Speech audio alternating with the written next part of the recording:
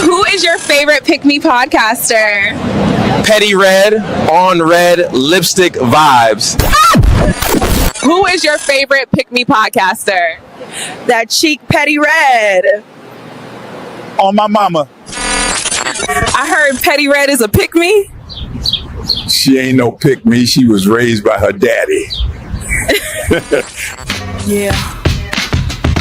It's deeper than the surface, deeper than the grind. I just wanna know what's on a real man's mind. Yo. I ain't tryna guess you, stress you, or finesse you. Petty Red just wanna bless you. See what's really in your mental. Not the armor or the mask that you wrestle, but that inner voice that whispers when it's gentle. Got my ears wide, heart open, no shade, so focused.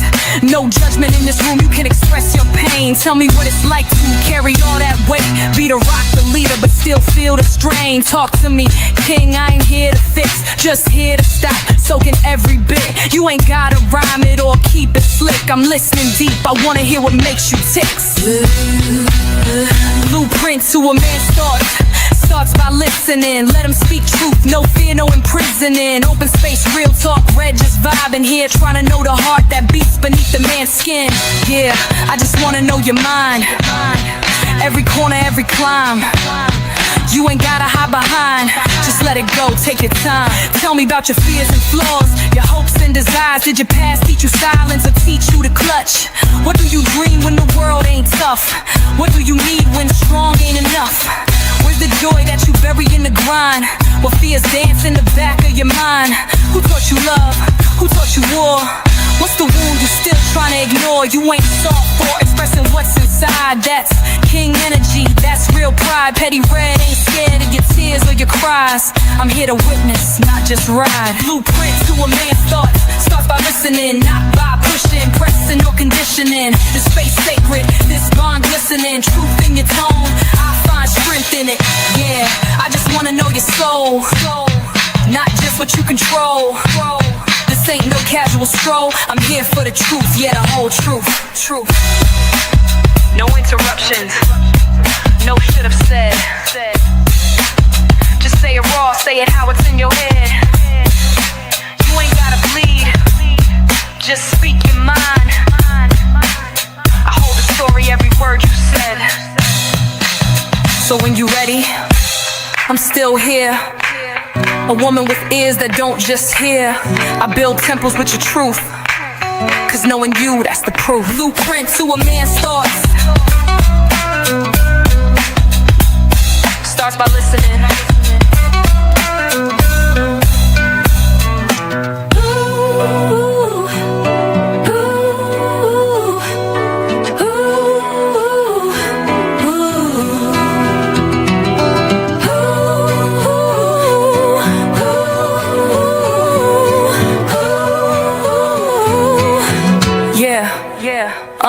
You ain't gotta have it on no frame. You ain't gotta hide behind, just let it go. Take your time, you ain't gotta hide it on no frame. You ain't gotta hide behind, just let it go. Tell me about your fears and flaws, your hopes and desires. Did your past teach you silence or teach you to clutch? What do you dream when the world ain't tough? What do you need when strong ain't enough? Where's the joy that you bury in the grind? What fears dance in the back of your mind? Who taught you love? Who taught you war? What's the wound you still trying to ignore? You ain't soft for expressing what's inside. That's king energy, that's real pride. Yeah, I just wanna know your soul, not just what you control. This ain't no casual stroll. I'm here for the truth, yeah, the whole truth. No interruptions, no should have said. Just say it raw, say it how it's in your head. You ain't gotta bleed, just speak. Just speak.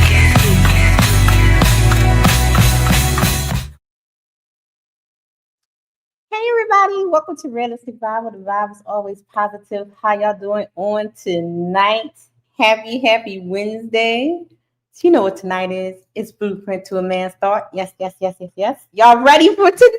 Oh my God. Okay, we got a spicy show tonight, guys. Okay. Let's get the housekeeping out the way, and so then I can bring up the panelists.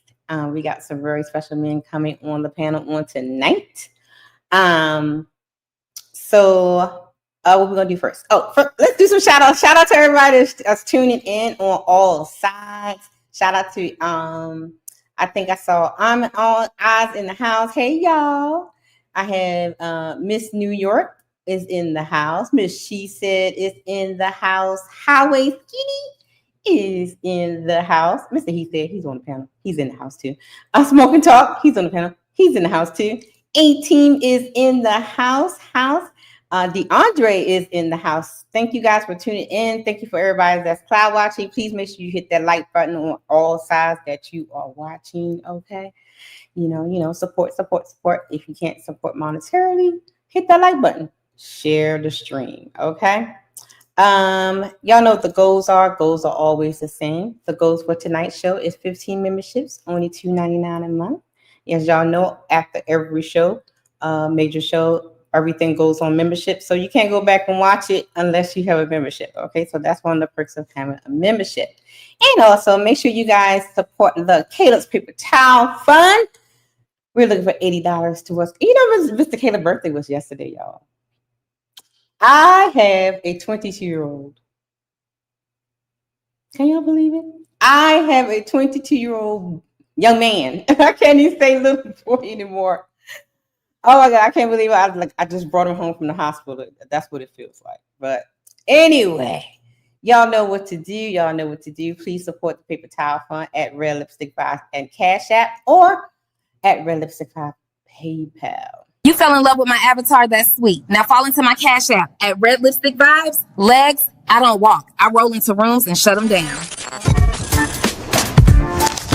Don't forget to support the Paper Towel Fund on Cash App, Red Lipstick Vibes. Y'all heard him. Don't forget to support the Paper Towel Fund. Okay. So tonight we're going to have a very interesting show.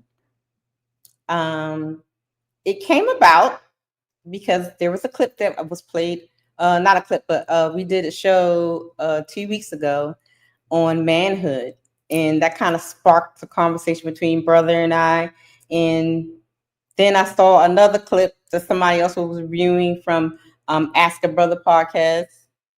And I was like, ooh, okay, yeah, this is going to be a good topic because they kind of blended together. But tonight, I want to know, are men really that simple? If you didn't see the title of the show, give them sex, a sandwich, and a little bit of peace and quiet. Is that all men truly want? That is the question for tonight. That is the question. Because I hear it all the time when women will ask, or men will ask, what do men want? Sex, sandwich, and shut up.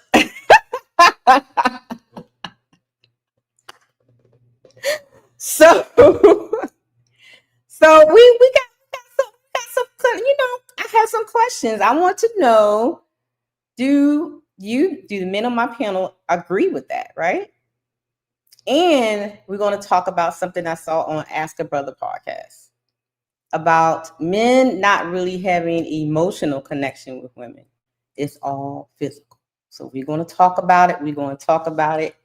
I have a little clip that I'm going to play to kind of give you guys a little taste of what's going on. And we're going to bring our panelists up. Here we go. Women act like life is just a big sale and shit. They want to get the most shit before things close down. That's how fucking life is to a woman. Everything. You know what men want? Do you know what men want? Food, sex, silence. That's it. I believe that if he wants a sandwich, You make daddy a sandwich. To keep a man, sometimes all it takes is just a sandwich. I mean, y'all expect so much from us as far as being a provider. Can we get a sandwich? Ladies, you want to know a major reason why your relationship is struggling? Because men need sex. Sex, Sandwich and silence. Those were the great words from Kevin Samuels. May his sweet soul rest in peace. I loved him so much. I don't understand why women were so happy and celebrating this man's death. He did not just make videos targeted towards correcting women's behavior and holding them accountable. He also made some for the fellas too. So why is it, women, that you guys were so combative and argumentative about everything that this man said? He's a man, so he understands what a man wants and what a man needs. And he stressed sex, silence, and sandwich, okay? Men are really simple creatures. Oh yeah, All they want, if you want to keep a man, he likes respect, keep his balls drained, keep his stomach fed. Let's get it. Let's get it. Hi guys. Good, was good. Shout out to all of the brethren. What up, sis? Mike chat do. What's up, fellas? What's going on, G? We Try, have, what up, though? we have my brother from another mother and father too. Brother, he said, is in the house. Salute. What's the deal? 2 L's up. Y'all already know. I have another brother from Baltimore. Severe is in the house. Salute to the panel. Friend here. I don't know how I came across your YouTube page. I don't know. Anyway, Yeah, it's been a while. Yeah. Shout out to Grown Men Talking and a Meet to Marry in the house. Salute. How y'all doing tonight? Y'all ready for the question? You already know. I'm ready. I'm ready to go. Absolutely. I mean, it's going to get spicy a little bit, okay? Because I know a lot of y'all brethrens out here. Do you know you're a little whore? I know y'all be out here doing that, okay? Hey, yo. Lord Jesus. Just a little bit. Damn. And y'all out here homemaking. Well, what does it make you if you have sex with different women? A slut maker. Fact. Big old facts. Y'all out here slut making and stuff. But we're going to have some fun tonight. So I have an icebreaker for you guys first, sorry. Sis, before we get started, is it okay? Stream? What? Is it okay to stream? Oh, yeah. Everybody can stream it out. I just need to ask permission. Oh, no, you good. Oh, I would turn it off if I wasn't comfortable with it. It's fine. Say less. I have an icebreaker for y'all. I saw something was very interesting. So let's check out the icebreaker. So I learned a new word today, and it's homeless sexuals. I didn't know that this was a thing. What a homeless sexual is basically either a man or a woman who doesn't really have a stable place to live. So whenever it gets cold outside, or whenever they start dealing with somebody who has a sturdy living arrangement, they fuck you real good. Like they fuck you like a roof over their head, depends on it. Homeless sexual. And I know that it exists because I've definitely seen it done. Like, you ever noticed how he wouldn't give you no attention all summer, but as soon as it get cold, you the cutest thing or the best thing that ever came into his life? Have you ever noticed that? You ever noticed how she ain't never give you no rhythm when she was on her hot girl summer, but now the weather changing and all of a sudden she needs somewhere comfy to lay up next to, and you the best man that ever happened to her? This is a homeless sexual. We got a couple of people that are like holiday hearts, right? Because we got a couple of people who they always act right around the holidays. They act like shitty all the rest of the year, but they act right around the holidays, and nobody's nicer to you than a woman around school clothes shopping time. I'm just saying. Homeless sexual. They out there. They exist. Yeah, fact. That reminds me of the homosexual.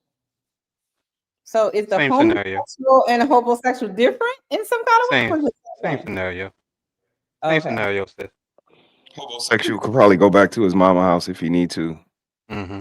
But the homeless sexual don't have, you know what I mean, is nothing.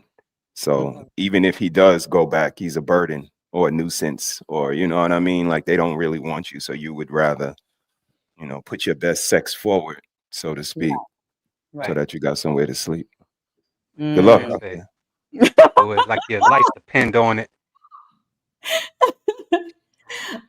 Make sure everybody answers the question in the chat, and there's a poll in the chat. I'll be interchanging polls throughout the show, so make sure you guys answer it. And those who are on Grown Men's Talking side and on Smoking Talk side, the link to join, which is for men only, you're welcome to the panel. You have to be on camera, so you have to come onto this side to get the link.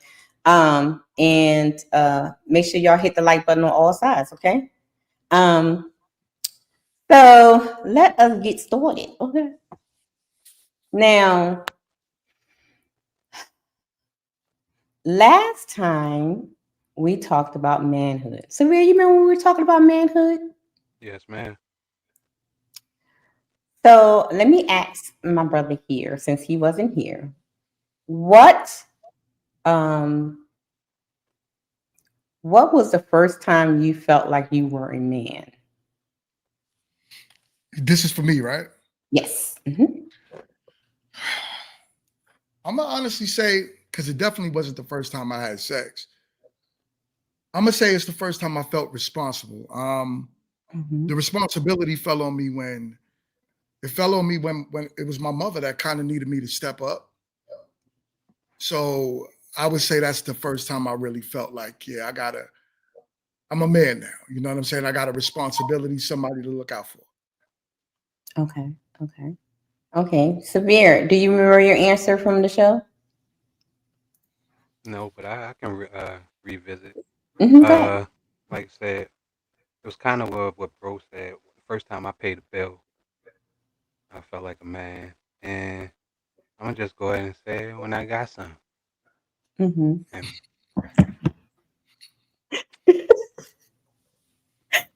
you know how to play it. Oh. Do you know you're a little whore? Yes, I do.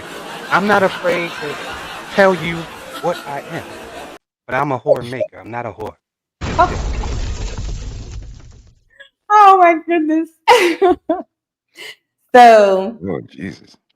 So brother, do you want to tweak your answer, or you solid on your answer? Nah, no tweak necessary. No tweak Same necessary. as GMT. For the gentleman that's on, You know, when I had that child responsibility, like that's, you're a man now. So that's my final answer. So the gentleman that's on Smoking Talk side and on Grown Men Talking side, answer the question: when did you feel like a man for the first time? When did you feel like a man for the first time? CBZ's in the house. Hey, CBZ. What up, Yellow? What's up, B? Hey, 18. Let us revisit what happened on the last show. Hey, like I said, I mean, listen, being a man means, to me, I don't know, man, that's a difficult question. I just know what I like about being a man is being attracted to women. Okay. I'm just keeping it above. Like, that's official. Everything else is what? When you first felt like a man, is it because you started being attracted to girls when you were little? So then you started to feel like a man? Since that is your only answer? No, when I first started to feel like a man was when I believed I was the reason why I was getting attracted. I was getting women's attention.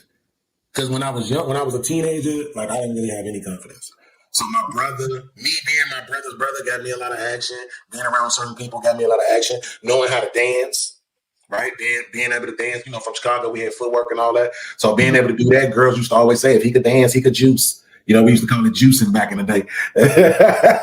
Right? It's a whole fact, though. You know what I'm saying? So a lot of that was why I got women. But when I was 24, I knew it was me. It was the specimen that I was. It was what I was presenting. It was my look, my body, my voice, my everything. And that's when my confidence was really there. I was living with one woman, had a baby on the way with another woman. All the little girls in the hood was digging on me. I had a job and was hustling. I had a Chevy, box Chevy. You couldn't tell me nothing, okay? I was him for like 3 weeks. 3 weeks? Oh, it was something. Yeah, because like 3 weeks after that, I lost the job. I crashed the car. Oh my goodness. Oh my goodness. God damn it. What goes up must come down, huh? God damn. I'll get it back though, right? That's right.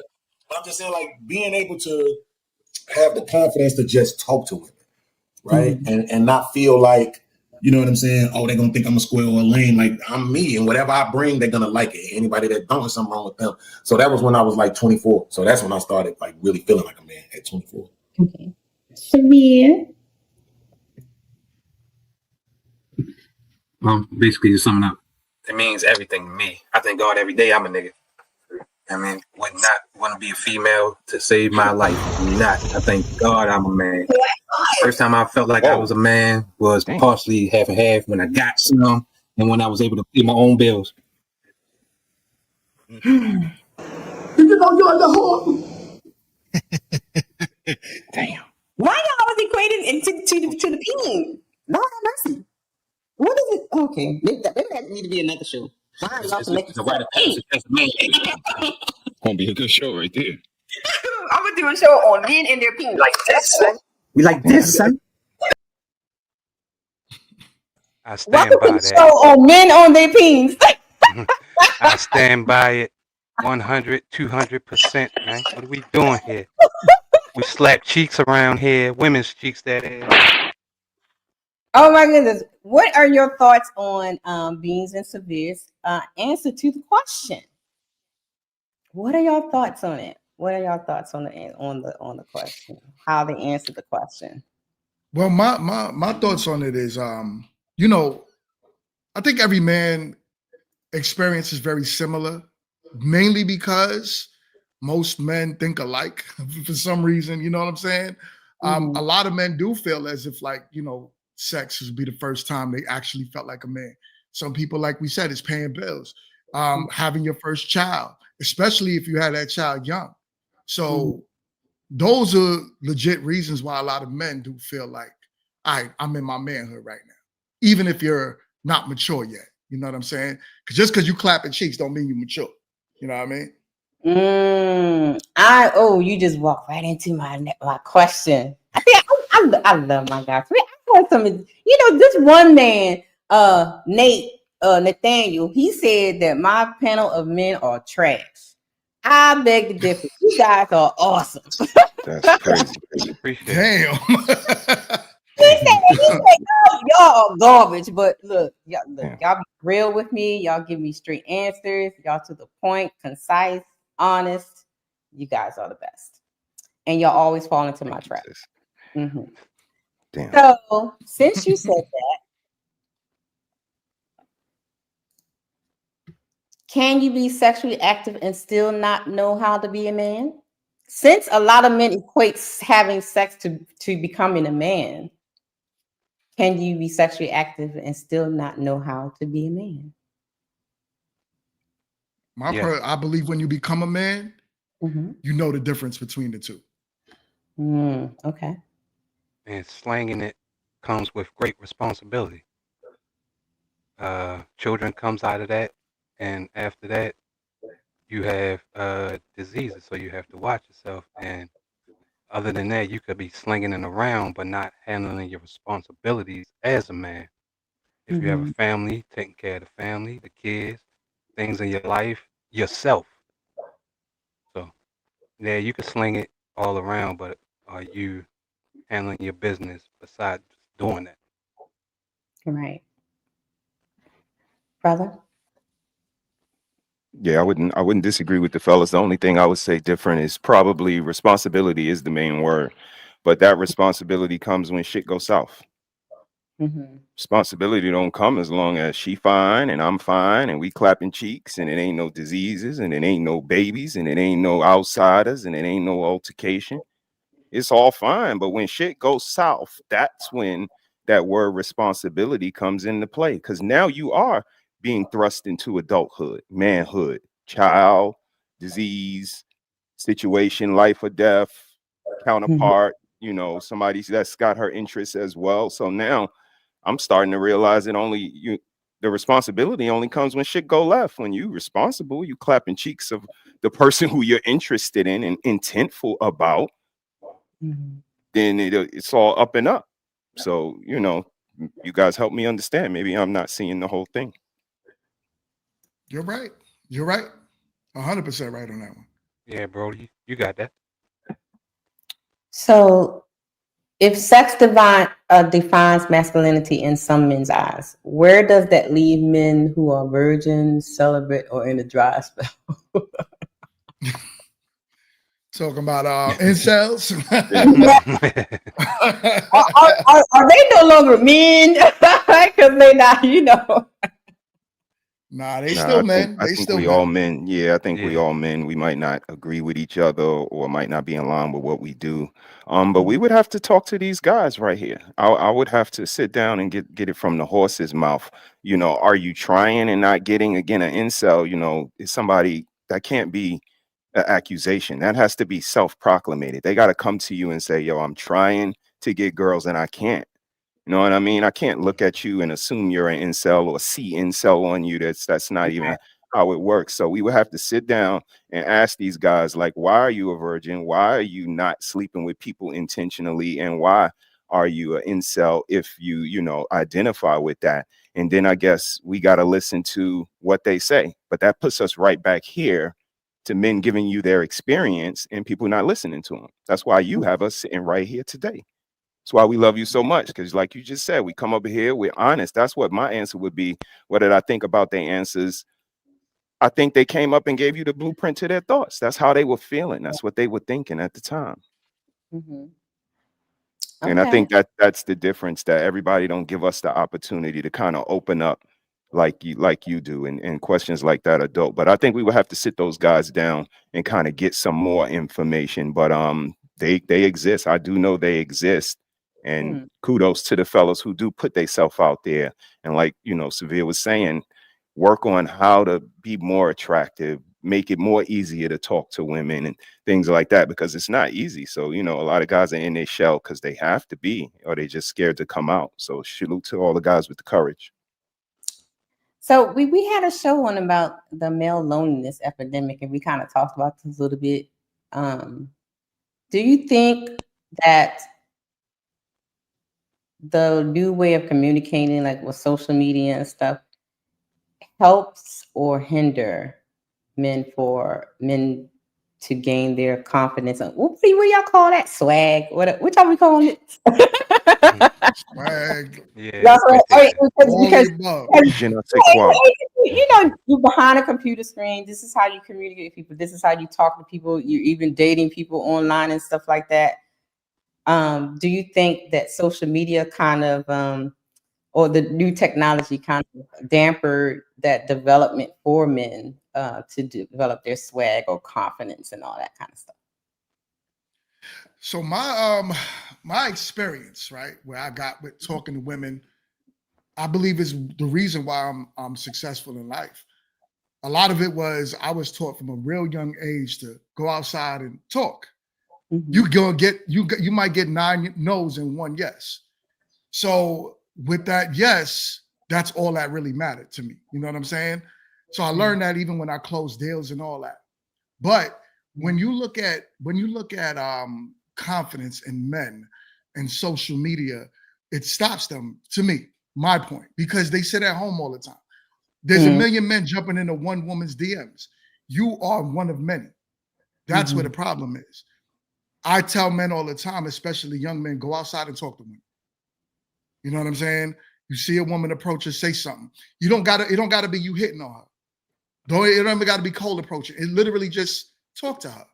Gain confidence. Social media, when you sit behind your phone all day long, to me, that's a problem. Yeah. I mean, but that's what it is now, right? People work from home, or they work behind a computer.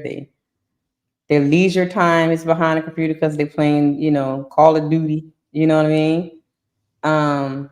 So when you tell them to go outside and talk to them, I literally saw this one guy. He was trying so hard, but he was stumbling so hard trying to talk to this little girl. It was so heartbreaking. I was like, "Where's your daddy? He can't teach. He need to teach you." Like, oh my God. But that's the problem right there, right? So nobody able to put them on the game. Right. Yeah, like we had that game when we was young, so it put a level of confidence in us to just walk up to anyone and talk to them, right? That's why most of us men are our age can sit on these panels and talk. You ask these little young 20-year-old boys to come on a panel right now, they wouldn't know what to do because they have no confidence. They're not used to it no more. Like the verbal skills is done. It's done. So, what or who helps develop? So we're gonna go back to that. Is it? Oh, it's supposed to be said. Man, is becoming a man something you become or something that you earn through sex? But I'm gonna scratch that question. The question I'm going to ask is, who actually helps develops the young boy's confidence? Is it solely on them, or is it the men around him, the village, the father, the mother? How does that actually happens? Because we see nowadays that's lacking. And so, what's the issue, and who actually supposed to develop that in men? One of you other fellas want to answer? Because I definitely got an answer for this one. I got you. Yeah. Sabir, go ahead, man. You got it. You got it, Sabir. Okay. Well, yeah, it's all about the village and what you got. I mean, what your upbringing has taught you and what you've been around. It mostly comes from the men, the uncles, the brothers, the next door neighbors, the guy that's looking out for you in the neighborhood. Instilling that male, that male instinct, and it got to be in yourself, and it got to be brung out somehow. So your village brings it out, basically. Okay. So on you, GMT. So on you, brother. But my thoughts to that is starts to be with a father, right? Granted, hopefully the kid does have one, because that's supposed to be your first role model, just like a mother is supposed to be a boy's first, the first teacher, and also what a child would look up to for a woman at some point in his life, right? Like, I want a woman like her, right? So it's supposed to start with the two parents, and then like Severe said, it moves on to the community, right? You need men, you need a group of men. Like, that's a tribe. To me, your tribe is supposed to be a pack of men. You know what I'm saying? And the women do nurture your tribe. So it's like that. Even like, I'm married. I've been married for a while. But even my situation with my friend circle, everyone is married. And the women, when the guys are together, the women cater to the guys. When the men are together, we're talking about building something. So you kind of see how it's old school, how it's supposed to be when it's done right. Right. True indeed. Sports, sis. Sports. And that's what sports used to be. It's not now. I might have to actually dive into this because sports, everybody put their kid in football. But I don't see I don't see the finished product of camaraderie, brotherhood, like selflessness, the inches measuring, you know what I mean? Like, I don't see the end result of the way everybody thrusts their kids into football, especially here. Like, this is a big football city, Virginia, big football city. So many places we lived upstate, big football. Everybody thrusts their kid into football. But, for me, it was basketball. But sports, and that was going to be my answer to the last question as well. What sports does is it tells you always got to be ready for game day. Like, that's why we practice. That's why you get up so early in the morning. That's why when the lights come on, it's time to perform. And when it comes to the ladies, when it's time to perform, you got to know how to talk. You got to smell good. You got to dress good. You got to be confident. You got to be willing to protect them and be willing to pay, even though you don't have to. But we know all of the things that were put in place in order for that manhood to be displayed. And sports was a big catalyst of it. Whether you were a bench player, star player, you know your position. So many things sports teaches you, where you're strong at, what your weaknesses are, like so many things. And that's what put in place for us that, I got to be ready when I see one I like, when one like me, it's time. The game is on. It's time to start working now. Everything else is practice. So I don't even know how they're looking at it. You know what I mean? It was a day and time we looked at side girls as practice for the girl who they're really interested in. When it's For your time wife, to right. really lock her in, I done been through the motions with these bitches. I know, like, I don't even know the mindset these young guys take when it comes to their confidence, like the fellas are saying, but they come up in a generation where anxiety is like a hit song. Anxiety. Like y'all, wow, y'all just different from us. We didn't have the affordability to have anxiety, to have depression. Like we had to really get up and break the cycles of what we came from. So I don't know. They got it too cushiony. It's too many PlayStation 5s in their houses and shit. So they don't got to do much. But we had to break the cycles and change shit for our families. And sports is what did it for me. Can I elaborate real quick, Red? And it's also like you said, far as like getting something like that. Technology is overtaken how you can socialism, if I should say that, because all you gotta do is swipe right, swipe left. If they like you, they getting at you. If not, ain't going on. So sex has gone socially into the internet and everything like this. And here's another thing that has been brought up. Most women are having sex with you before you even go out on a date with them. So So it's like Just wanna nothing to really work for because they just want to jump your bones too. So it's like, what am I, being chivalrous or trying to woo you when and that's how you become a slut maker. You know what? There it is. What does it make you if you have sex with different women? A slut maker.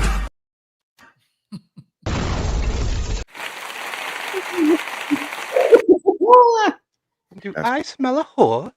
I've been looking for that clip too. I like that one. Let us get into one more icebreaker, and because it's kind of going to talk about what we're going to talk about later in a minute. Before you do that, sis, how you doing? I don't think we asked you. Everything good? You good over Yeah, there? my bag, Red. My bag. I'm streaming your stream and ain't even asked you how you was doing. My bag, bro. Lord You Jesus. know, I just celebrated me and my son just turned 20. Yeah, indeed. You ain't but 22 yourself. How you do that? See that? See that? See that? That's how we babies you know, having sis? babies. That's how we work it like that. Some things work, some things don't. Fellas, yes, my pleasure. Yeah, I sent some pictures to you, brothers, and to my dad, and my dad was like, good Lord, that boy tall. You look like a little midget next to him. My son I think he's like almost 6'3", and I'm only 5 foot. So probably comes to his navel. So I'll be like, I told you to do that. Do it again. Do it again. He probably didn't get a whooping since he was like 12 years old, right? Right. No, since he was like 6. 6 years old was the first and last time I ever had to spank him, ever. That's Never a had good thing. ever again. Yeah, Caleb's a good boy. Mm-hmm. Hello, grown man now. Ain't no boy. I know, about it. right? Yeah. I need to send him over there to you now, grown man talking. Yes. We got you, sis. We here for it. I saw something I thought was very interesting. The tables have turned. Let's see. Trying to get to know you. If you're trying to get to know me, you got to pay my rent, help me pay child support. I got 3 baby mamas and 5 kids. When the new Jordans come out, you got to cop. You got to cook 5-star meals every day, all day. Breakfast, lunch, dinner, and a late night snack. You need to line up every week to stay fresh. And when a new 2K drop, you got to cop. What? If you want to be with me. That's a lie. You giving me DCE. DCE, what is that? Dry Coochie Energy. Yeah. What? Uh-huh. You can't do all that. I can't even talk to you. A lie. That's ridiculous. Oh, really? Yeah. Well, then I can't rock with you then. I can't do it. Put a finger down if you independent and don't get nigga. I'm literally. I just need to stop right here, child. Yeah, you did this. A face, a mother. I'm sorry. I should know. Damn. That's right. That's it. Man, I mean, this is what the fellas. This is what we talk about. Like this, we get it, but it's the insensitivity. Everybody can't sing these lyrics to these songs. Like that's now. Come on now. So you know, do that with who you could do it with. What do we think that the guys now should reverse it on the ladies now? Yeah. Because the ladies, you got to do this and you got to do that. What will actually happen if the men reverse it on them? You ain't gonna get what you want. They're stupid, right? Exactly. Like You we ain't look gonna at them. Exactly. Same thing. They just ain't used to hearing it. And when you do it, just like my man ran down that list, you see how she looked at him? Yeah. I mean, her jaw dropped to the ground like, what? I gotta do all that? And the woman come at you, I need my hair done, nails done, I need my bills paid, I need this, I need that, I need other. I just known you for 2 goddamn seconds. I just said hi. Right. And I gotta do all that? Yeah. Now, let the roles reverse and say, yeah, I need them new J's when they come out. My PlayStation 5, I need that 2K when it come out. What we doing? I need this, I need that. I'm like, boy, I ain't doing all that. Well, you can't be with me. I think a lot of women's expectations would totally drop if men start to reverse it on them like that. Totally. Drizzle, drizzle, fellas, drizzle, drizzle. Facts. And I personally feel as if the expectations would drop if dudes just the only reason why this is happening is because there's a large group of dudes that be in their inbox that sends them cash apps the moment they say, yo, send me money. They send them Apple Pay. They're just doing dumb stuff all day. So it's creating this it created this culture of women like that, right? But if men just stopped, we came to a halt. Like, yo, listen, you're not getting nothing. Matter of fact, if you want to be with me, you got to show me something. Then their expectations would change. Then they'll make themselves wives. But until then, we're gonna keep having this BS because they know that the simp is gonna be in their inbox right behind it. It's crazy. And there's more simps than anything out here. I mean, more than anything out here. As strong as most men are, there are still these suckers out here that will do that. Put them on this high pedestal, hitting their inbox, hitting their cash app, because they said so. I mean, that's why OnlyFans is popping, right? That's why you have all of these. That's why you have all of these dating these girls with these inflated. They on trips, flying to Dubai and all that. They're not doing it on their dime. It's guys that's paying for that. You know what I'm saying? I personally know women that's like, yo, I need new tires for my car. Let me hit up this dude real quick, and he gonna buy her tires. And she not even giving. Well, I don't know if she giving him nothing or not. But the point is that's all it takes. It's just the whiff of it. And dudes is giving it up. So when that stops, the culture changes. So brother did a show on Cerebral Friday Thursday about the songs that turned the men into simps. Oh yeah. I did Thursday. Did the music make you a simp or not a simp? So when did the shift of simpery happen?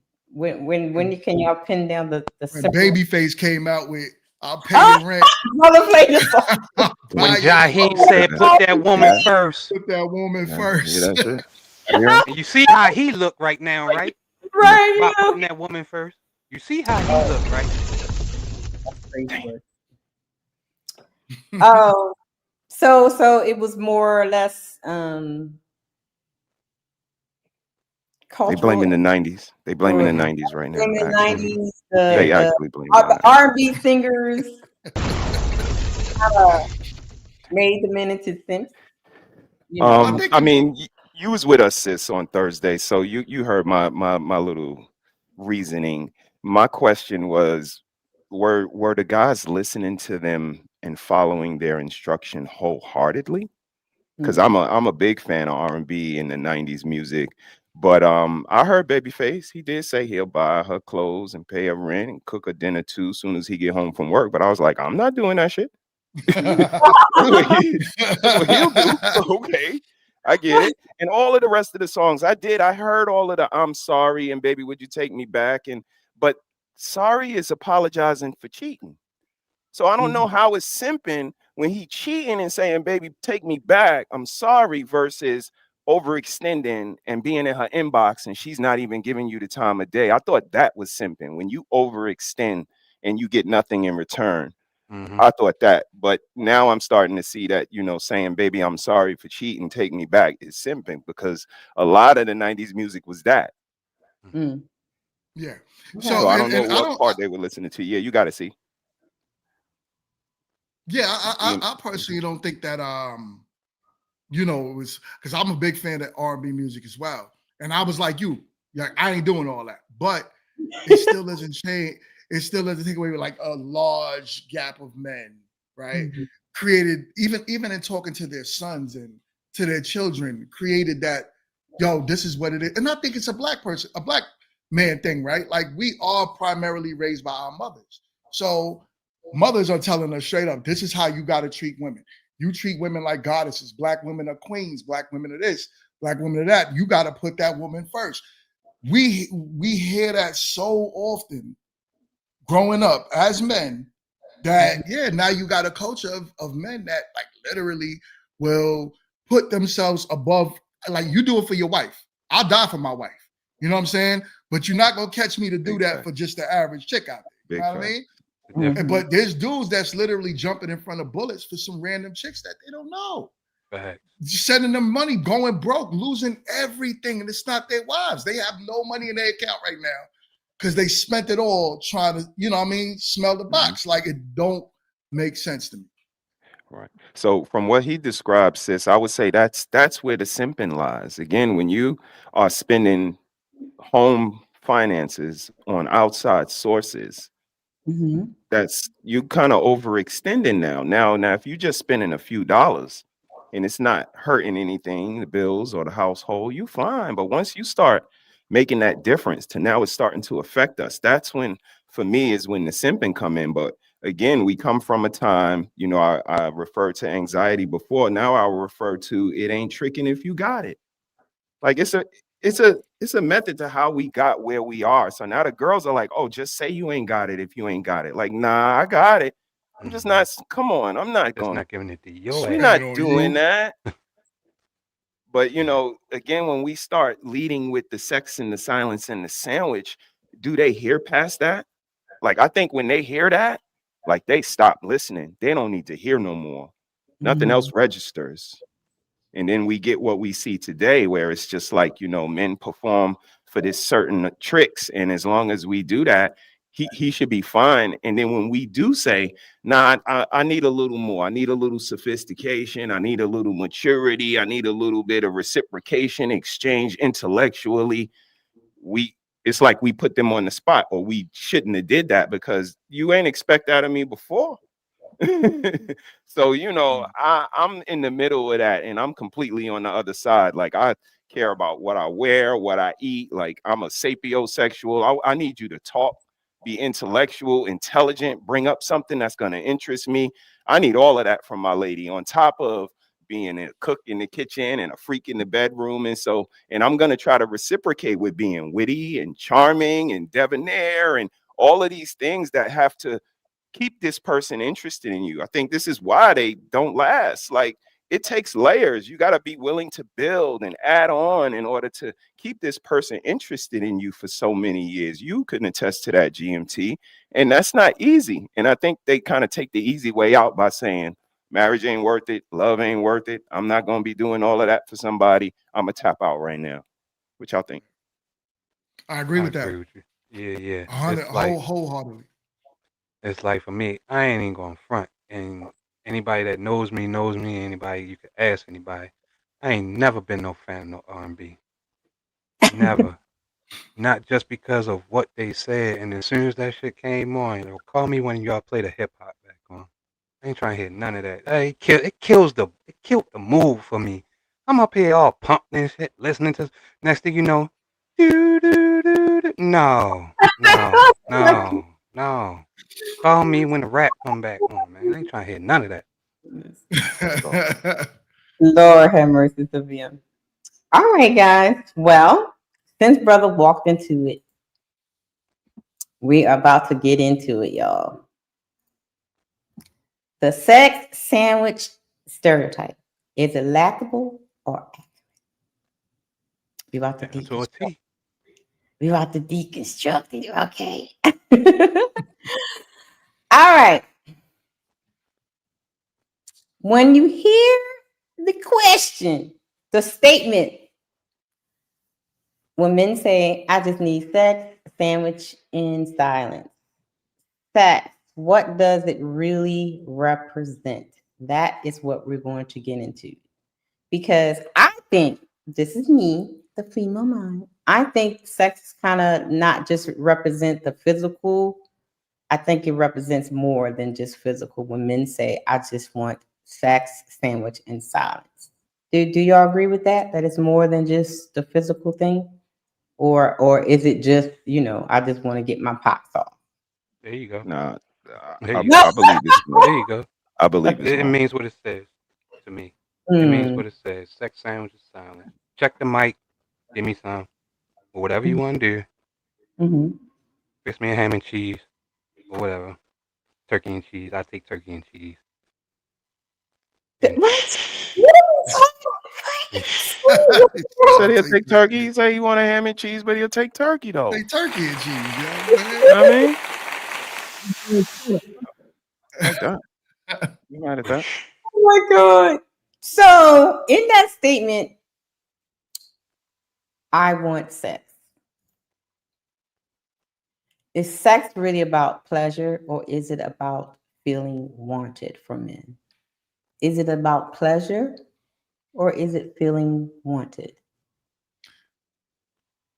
It depends on who you having sex with. Right? For me, if I'm with my wife, it's about feeling it all, right? It's about pleasure, the want, all of that good stuff. While I was married, and I got to put that disclaimer out there. Right.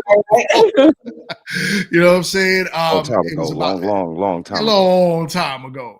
It was all about pleasure. You know what I'm saying? So it didn't really matter to a lot of single men out there. I think, sex is just sex. It doesn't really matter. She could kind of get up and go, and you cool so long as you got your rocks off, depending on the woman. Right. So I think it could go both ways, and especially who it's with.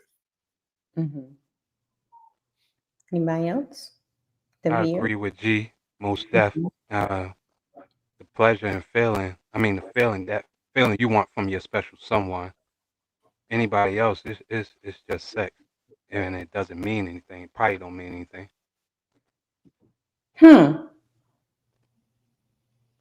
So no, I'm not even gonna go there. My answer might be a little bit different. We'll get into that. My question later. Go ahead, bro.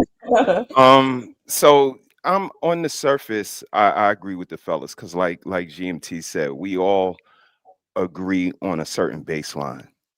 For me, I just go a little bit deeper. The sex, silence, sandwich. The sandwich. Let's start with the easy and go to the hardest one. The sandwich. No. You can't go to sandwich. Sandwich is by itself. We're just going to sex. Right. Oh, just say. Oh, okay. Sex. So sex, is a solidifier, not a qualifier. For me,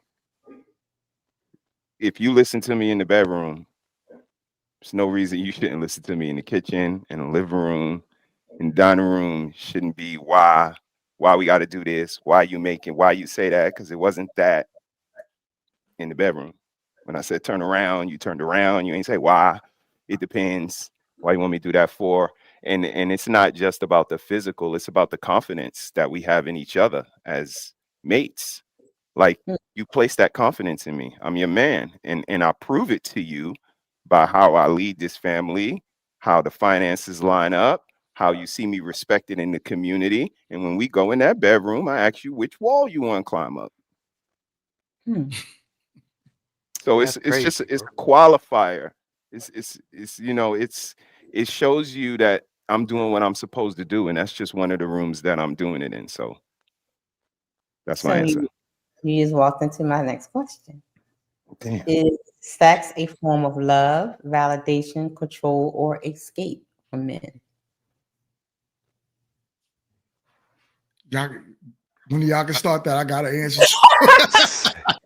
I got answers. I'm gonna pick your brain today. I told you I was gonna pick your brain today. I mean, if I got to piggyback off the answer that I just finished with, my answer would be validation. Again, this is a solidifier of why, you know, we mesh together. This is a qualifier of why we do what we do, the symmetry. That's what it symbolizes, like dancing. Somebody said if you could dance, like I think it was Beans, if you could dance, you could juice. I think he said they call it juicing. That's crazy. Yeah. But it's that symmetry, that how we connect together. And that's just one aspect in which we do that. What you got, GMT? I agree with you wholeheartedly on that one as well. I do believe as far as for me, though, it could be a form of control. I'm not gonna hold you, right? You want to make sure that you're doing it right. My mindset, you know, so that way it's like you just keep that to your wife. Remember me. You know what I'm saying? Remember last night. Remember what I did. I cannot. Now, as y'all said, go make that sandwich. But so it comes with a level of that. And also when you break down the word escape, right?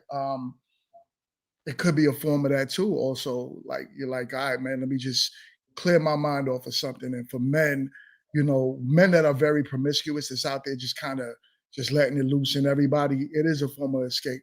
I noticed that with a lot of non-productive men, they have a lot of sex with women. You know what I'm saying? They're just out there clapping everything that they can. And you could tell that it's a form of, I'm not where I want to be. So if I do this, then I'm proving my manhood. So I'm escaping reality. I'm getting out of what life is really supposed to be by chasing as much skirt as possible. So that's how I see that one.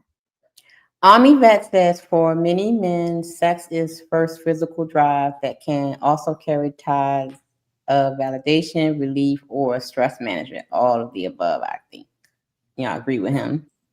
Right. Yeah, I do. Okay. Y'all doing good. I like it. Yeah, you cooking it nice, sis. I ain't even gonna front. I like questions are good. I like Very it. good. So I'm going to play a clip of Kevin, okay, Kevin Samuels, because when I went into this Facebook group and I was asking the ladies like some of the questions that they would want to know from you guys, and so I had to find a clip that kind of coincides to it, right? So a lot of the women, when we talked about the simping thing, right? A lot of the women thinks that, we got a troublemaker in the house. Kylo LeBrand is in the house. Lo, what's good? What's happening? Not the troublemaker.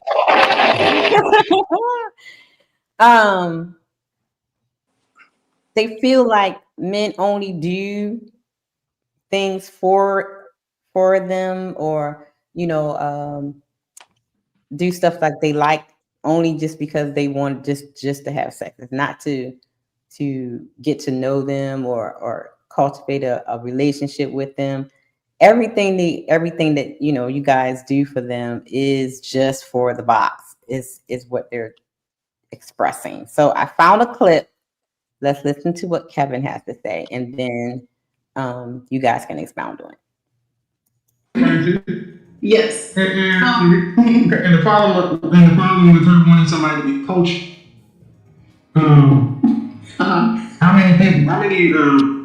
What's your issue before I say that?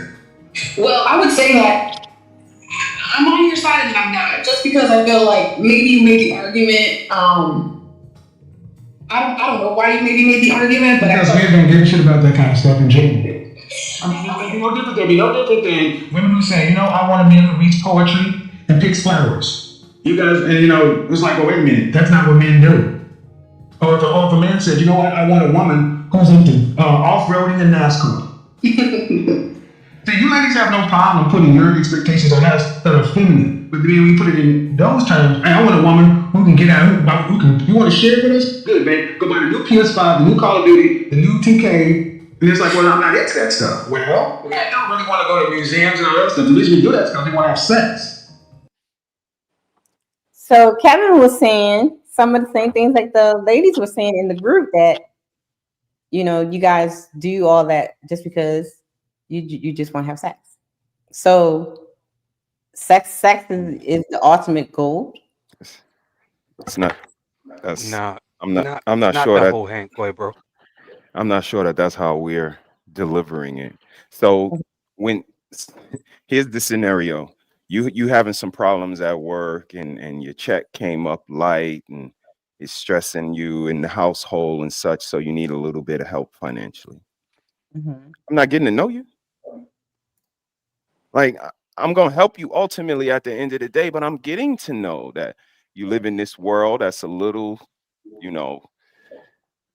fragile.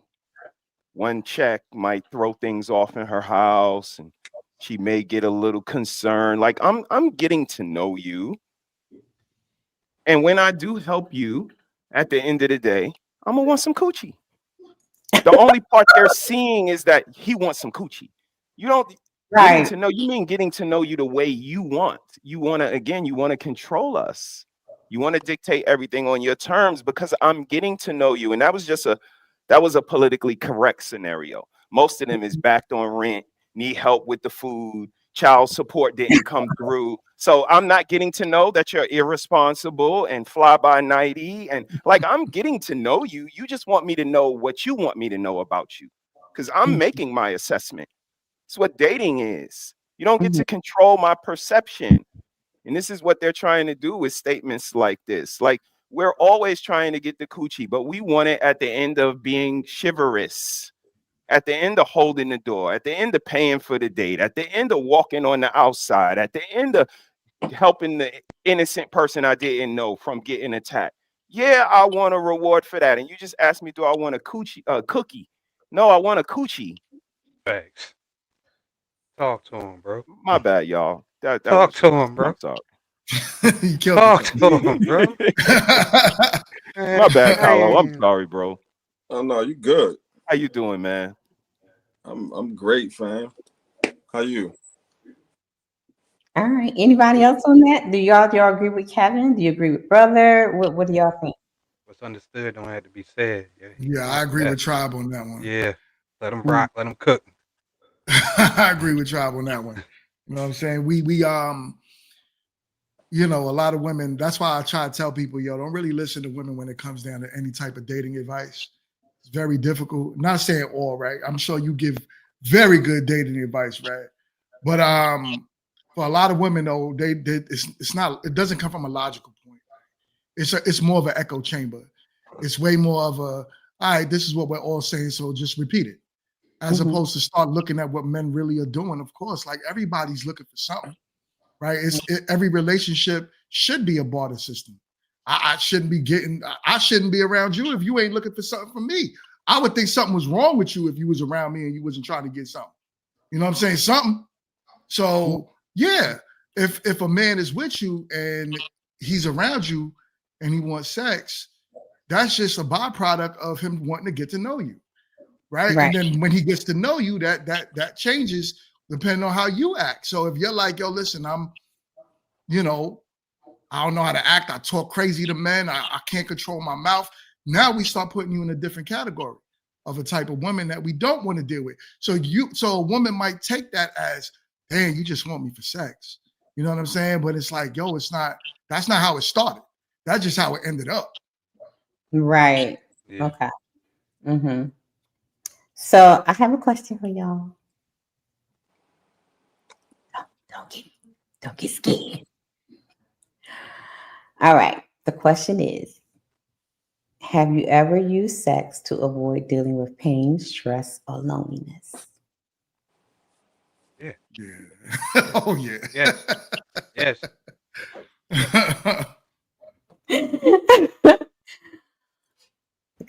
I lost my job. I still want some butt.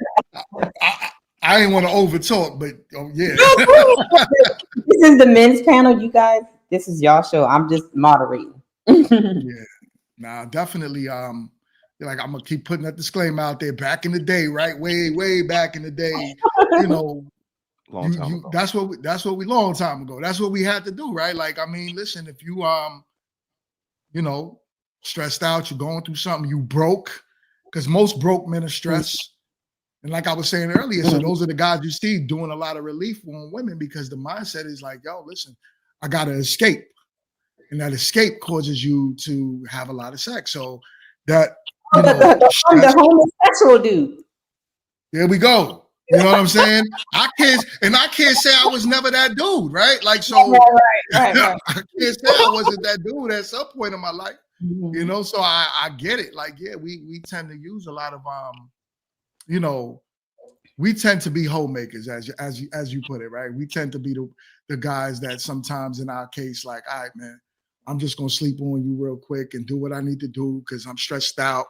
I'm by myself. I'm in the crib by myself. Ain't nobody around. Or I just straight up need to get a rock off tonight. And you here, you available. You raised your hand.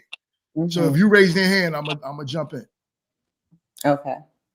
Kyle, have you ever used sex to avoid dealing with pain, stress, or loneliness?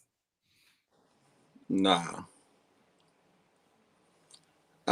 No, I haven't. But because the thing is with me, if I'm stressed or if I'm broke, like the brother was saying, if I'm broke, I actually don't want no females around me. I feel fucking crazy when I'm fucked up. So like I gotta get back to it and stay laser focused. Like even right now, like I'm in a situation right now where they around, you know what I'm saying? They constantly around, but I'm focused, you know what I'm saying, on the bag, because when I got the bag, they definitely around. So right, yeah. And then when I'm not somebody that calls, like my siblings, they'll call me like, hey bro, I got this problem, you know, and I probably need to talk to somebody, because when I'm stressed out or in pain or something, I just eat all my shit. Like I just, you know what I'm saying? I just work this shit out. I pray. I say, this is a moment. I'm going through something for a second. I don't want nobody around. I don't want no homeboys around me or nobody. Money has always been my thing. Like, how could I gotta get back to it? And when I'm laser focused, I get back to it, and then I'm happy again, and then everybody's around. So no, I haven't personally, but I dig it. I dig all the perspectives. Severe, have you ever the same way? Okay. Dealt with it during pain and stress, especially the loneliness. I ain't even gonna lie, I had my dry spells. I mean, the roster is dry. I mean, so I was on the lonely side. So I mean, on that aspect, but I mean, everything else, yeah. I mean, most men are different, going through pain. I mean, might ease a little bit if you get some. Might take a little bit of stress off. But like I said, the loneliness is also the thing. So you get how can I say this? You getting something while you lonely, you probably up one, because like I say, the roster probably dry. Okay. Welcome Poppy Blanco to the panel. Hey Poppy. Poppy, what's good? Blanco. What's good, family? Can you hear me? Yes, we can hear you. Yes, sir. Yeah, how you doing, Ray? I'm good. Nice to How's see you. everybody doing? What's up, Good, bro? brother, good. Bro. Salute, Poppy. All well, man. How you doing, bro? Man, just moving around, man. Just moving around. I have a question for you, Poppy. You ready? Go ahead. Have you ever used sex to avoid dealing with pain, stress, or loneliness? Sex is a stress reliever. Okay. When I'm stressed, man, you gotta release that. You know what I mean? And what's better to release that in some pussy? Let's go. You heard the man. Yeah. About the loneliness. I mean, in my case, I think most men. I mean, in my case, I know I don't be lonely like that. You know what I mean? Because I'm usually busy. My kids, girls, whatever, right? I got a huge family, so I can never be lonely, right? However, you can manage. Most men can manage very well to be alone. Being alone and being lonely are two different things. Lonely is like a Negro, like in the military, so in the middle of Vietnam, that's lonely, nigga. Your family's no there. You see what I'm saying? You're 10,000 miles away. You're around stranger. That's loneliness right there. Even though you surround all the soldiers, but alone, you know what I mean? We come home, chill, watch the game. Everything we do is alone anyway. We like to watch the game alone. I don't want to hear too much talking. The whole man cave is for the man to be alone there on his own, chilling, doing whatever, building a motor, whatever you like to do at the man cave. So it's different. Okay. So I think GMT mentioned something earlier about men using sex to kind of mask things, or I forgot what you said, something about the confidence or something like that. One of you guys said it. So because I've seen men like when they become like sex addicts, right? Because the sex is kind of feeding something that's missing in their life or whatever. So can you be addicted to sex or just starving for connection? Can you be addicted to sex or just starving for connection? I believe you could be addicted to sex. You know what I'm saying? There's definitely dudes out there that just, like I said before, they can't help themselves. It's just like, yo, anything. It don't even matter how it look. You know what I'm saying? And that's where I come to a problem. Like, yo, dude, you don't got no preferences. It's just like whatever. You know what I'm saying? So, yeah, and those dudes you see, it's just like whatever gives it to them, give it to them. They paying for it. It's like it's just they're going broke over it. You know what I mean? So, I see it happening in so many ways, but then also too, there could be the guy that's looking for connection too. You know what I mean? So it could go both ways. There's always both on extreme sides. The guy's just like, yo, I'll sleep with whatever. I'm addicted to it. I want it all the time. Then there's the guy that's like, yo, listen, you know, I just want a woman. And as much as I can sleep with you, or, you know, I'm searching for something. So I do believe it can happen on both sides. Okay. Anybody else want to answer the question? Can you be addicted to sex or you just starving for a connection? I think at one point, you know, when I was younger, you know, I mean, I definitely was addicted to sex. Like I was addicted to, and then like taking it up a notch, like when I got introduced to fucking threesomes. You know what I'm saying? I just relax. Come on, man. Relax. What are you doing right now? What is you asked me what you asked the question. Do you know you're a little whore? Hey, yeah. I mean, cause then it for like a good like 2 or 3 years, like that's all the fuck I was doing. You know what I'm saying? Like period. So like, I don't know, fucking what they call this shit? What's the Diddy shit? The freak offs? Not no freak off. Diddy parties? Yeah, nah, not no, just straight, you know what I mean? Me and 2 chicks, you know what I'm saying? That's how I was getting down for a couple years. But that was like, and then that's what they wanted. Like, men that get threesomes never ask for threesomes. That shit is always fucking offered. And any man on this panel know what the fuck I'm talking about. You don't ask for fucking, so you don't ask a chick, yo, can you call your other chick and tell her come through and shit? It's always, girl, I'm gonna let my nigga fuck you tonight. You know what I'm saying? But anyway, I got addicted to that shit. I don't know. Is that? Did I answer it? Can I stop? I'm gonna stop. He said, "Can I stop?" Appreciate you, bro. Salute. I'm weirding myself out over here and shit. Like, Good. Anybody else want to chime in? I think most guy will want a connection because being addicted to sex, that's more like a problem, like a mental illness. No mental illness, I tell you that, but more like it is a problem. You know what I mean? That it requires like to go to some sort of doctor, like therapy and psychiatric motherfuckers. So that's more like in the sick part of things, being which actually happens. But I believe most men want a connection with a woman that is nice to them, make their life easier. That's what it comes down to. A woman that is nice, because it doesn't require too much to kind of please a man.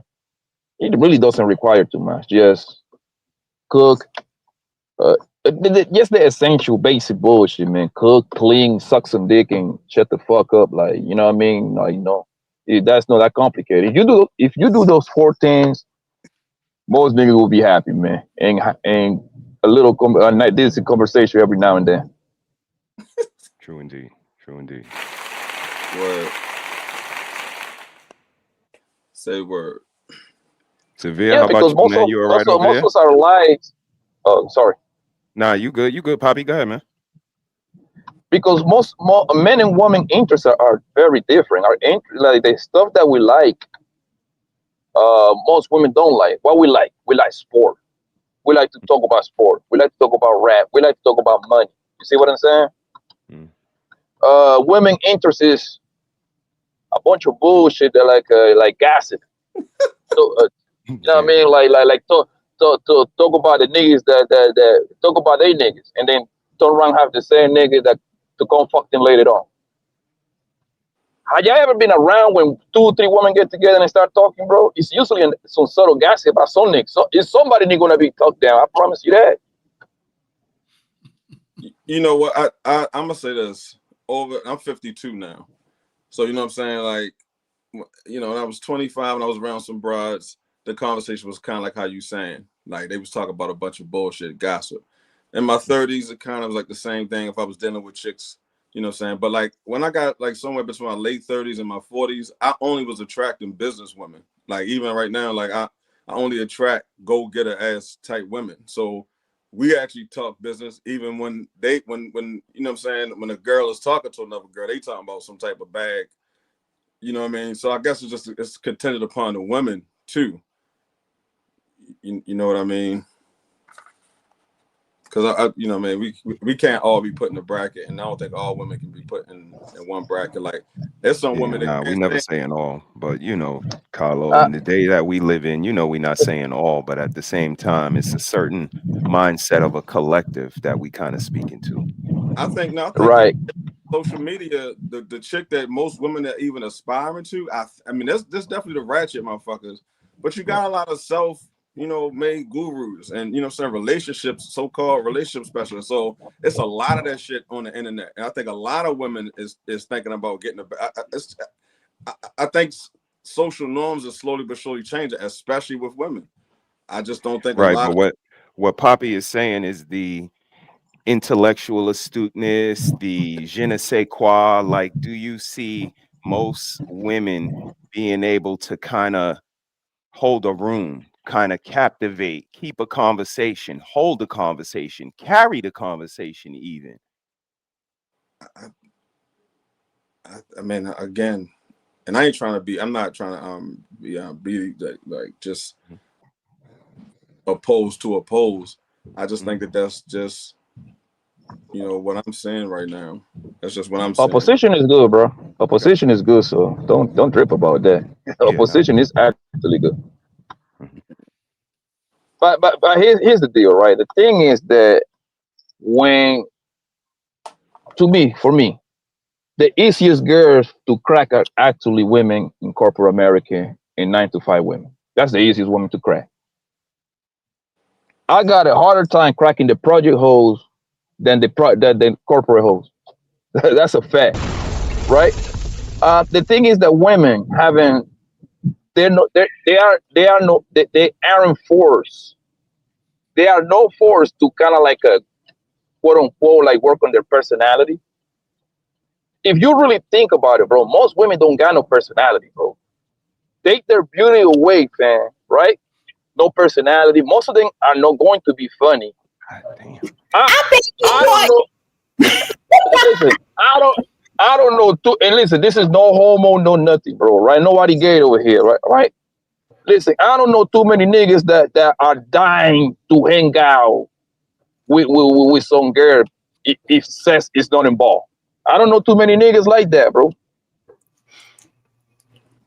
Because they're not. They just have to look good. That's their whole thing. As soon as as long as they look good or okay, we are the one that have to have the personality. We are the one that have to be funny. We are the one that have to be charismatic. They ain't. They just have to have a nice ass and some lips and some titties. That's it. God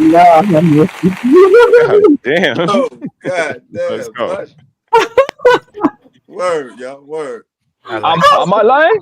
I like it. Am I lying? Yo, listen. Let us be honest, man. They don't know what the fuck they're doing.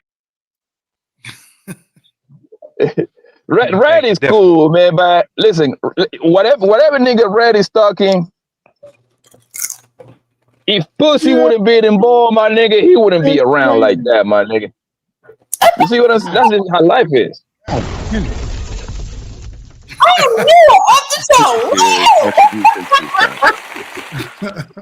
That is the truth, bro. We are hunters.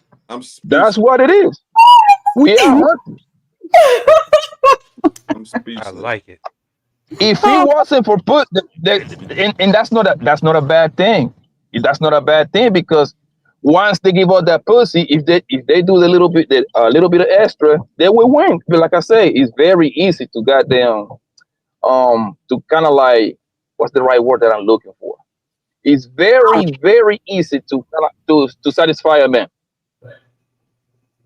Ooh, stop right there. Good thing that you said that. Do y'all agree with that? Because some men say, because that's why I came up with the thing, the sex silence and the sandwich, because women are saying that that's simple. That's so simple. It's so simple. Do y'all agree with Poppy? It's easy to please you guys? Yeah. I'm not, me speaking for myself, I'm super, just give me peace. You know what I'm saying? And I'm good with it. I can make the rest happen. But, when things get stressful, when it's too much talking, when it's just, you can't grow, you can't think. So yeah, if a man is expected to build, right? We're expected to grow stuff, right? How can you grow if your garden isn't peaceful? If there's just too much going on, you know what I'm saying? You can't think. It's like your mind, you just focus on arguing and making her shut up, and you know what I'm saying? So yeah, like if you think about how we think logically, right? I'm trying to put things in blocks. So I can't, by you arguing with me, by you talking too much, by it just being, I can't focus. So yeah, if you look at it, the simple things matter to men. If you give us silence, we're good. You give us sex, we're good. And here's the thing that a lot of men don't talk about, but I believe we need to start talking about more, our requirements in women. We need women to get on our page. You know what I'm saying? Meaning that if I have a business, I need you to learn my business. I need you to focus on something that I'm doing in order for us to grow. And that's when you get the most out of a man. That's usually when you see women become wives. You know what I'm saying? But when a woman's kind of focusing on herself, her career, she's usually coming at you with, yo, at work, I had to deal with this. You're not getting peace. You just dealing with, you trying to fight her battles just from her talking. And she don't even really want you to fix her problems. She just want to vent. So you just got to sit there and listen to it for hours and hours and hours, which is why most men don't even want their women to go to work. Because it's like, if you do, and I'm not saying most men, let me not say that no more. I'm gonna speak for myself. Cause I learned that being in these YouTube streets. I'm not gonna say most men. I'm gonna just speak for myself. I'm the type of man that I prefer my wife not to work. You know what I'm saying? Because I don't want her bringing the stress of the world back home, because I can't get peace if that happens. You know what I'm saying? And then that falls onto the children, right? The children get less when you're out there working, and both of y'all are trying to, you know what I mean, grind and hustle, and you know, and this is not every case. As I said, I'm speaking for myself. So that's how I feel. So since we walked into the silence, so we're gonna skip the sandwich. We're gonna go into the silence, so we walk right into it. So, what is silence actually protecting or representing? This is what we want to talk about. I have a clip.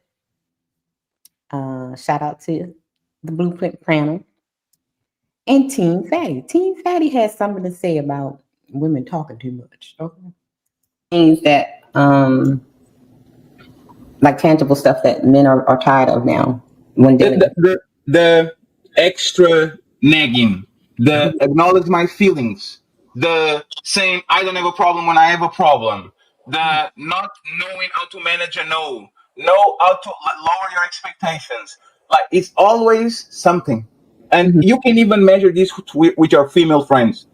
They can sit, like, you know, when my dad used to say this, when I used to do something wrong, he says, put your hands, sit on your hands. I stay over there. Woman can sit on their hands. It's incredible. Like they can. Red, I'm telling you.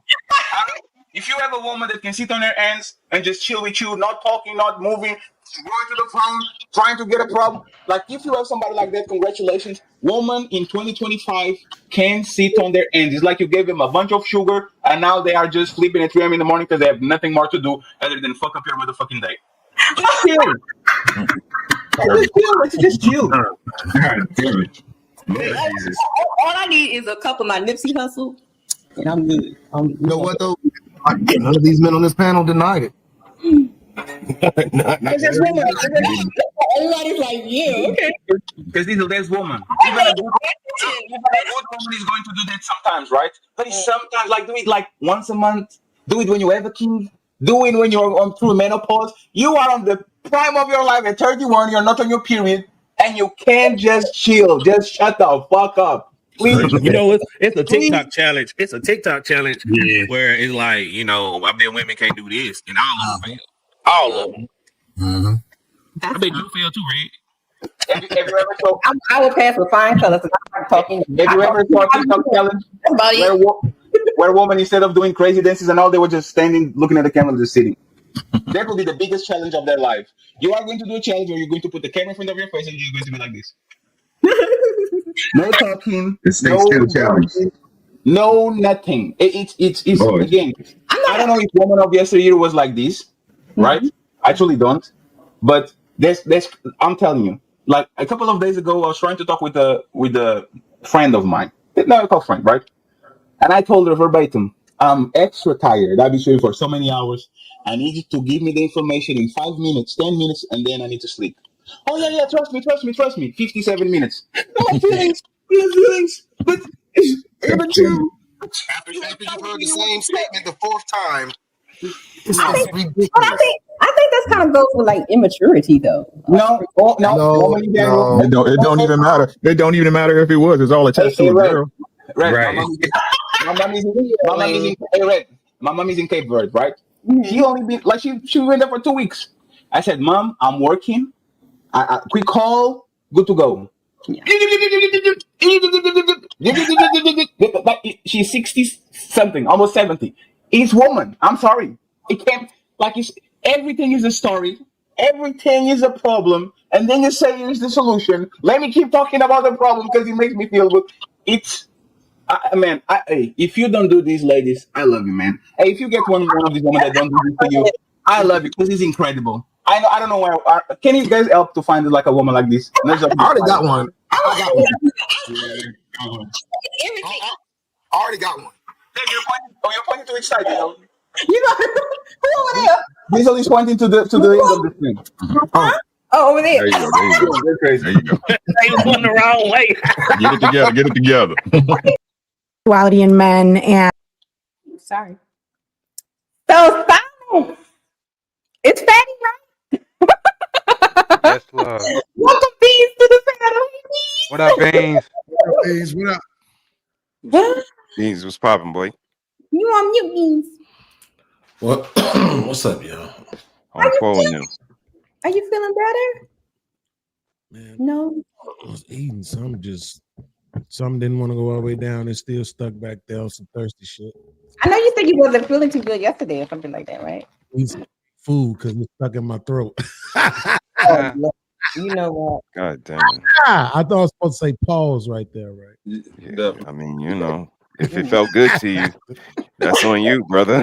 Hey man, Yo. who is Poppy Blanco, man? Come on, man. Come on, man. That's probably up there. Get on camera, bro. Everybody else on camera, man. You ain't wanted by the feds, broke ass nigga.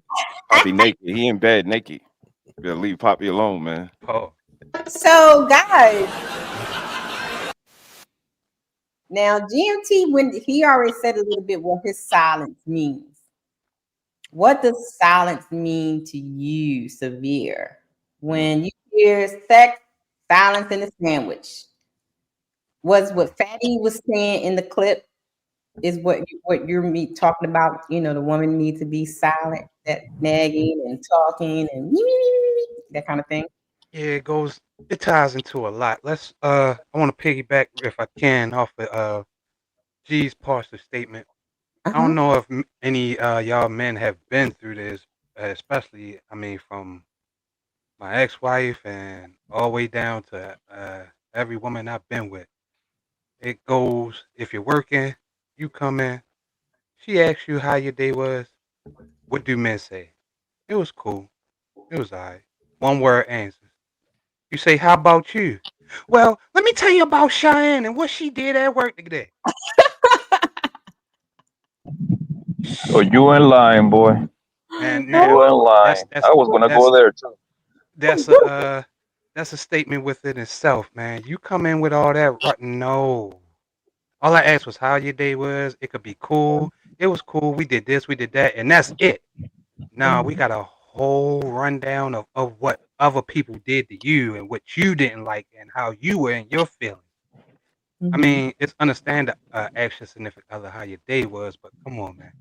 We got to ease up on that. Second of all, silence is one of the most important things to a man. For example, there's a difference between you sitting and watching the game and she's like, what they do? What is that? How do you do that? And I'm just watching the game. I can see if she's saying, can you teach me what's going on? Bam! Right there. That's a form of silence and peace at the same time, to where as though she's not nagging you about something. She's intrigued in what you're watching and trying to be A1 with it and trying to be on your page. So silence has a real deep meaning to it. I mean, like Fatty said, can you sit on your hands and shut up and stay still? No, they can't. All right. Kylo, what does silence mean to you?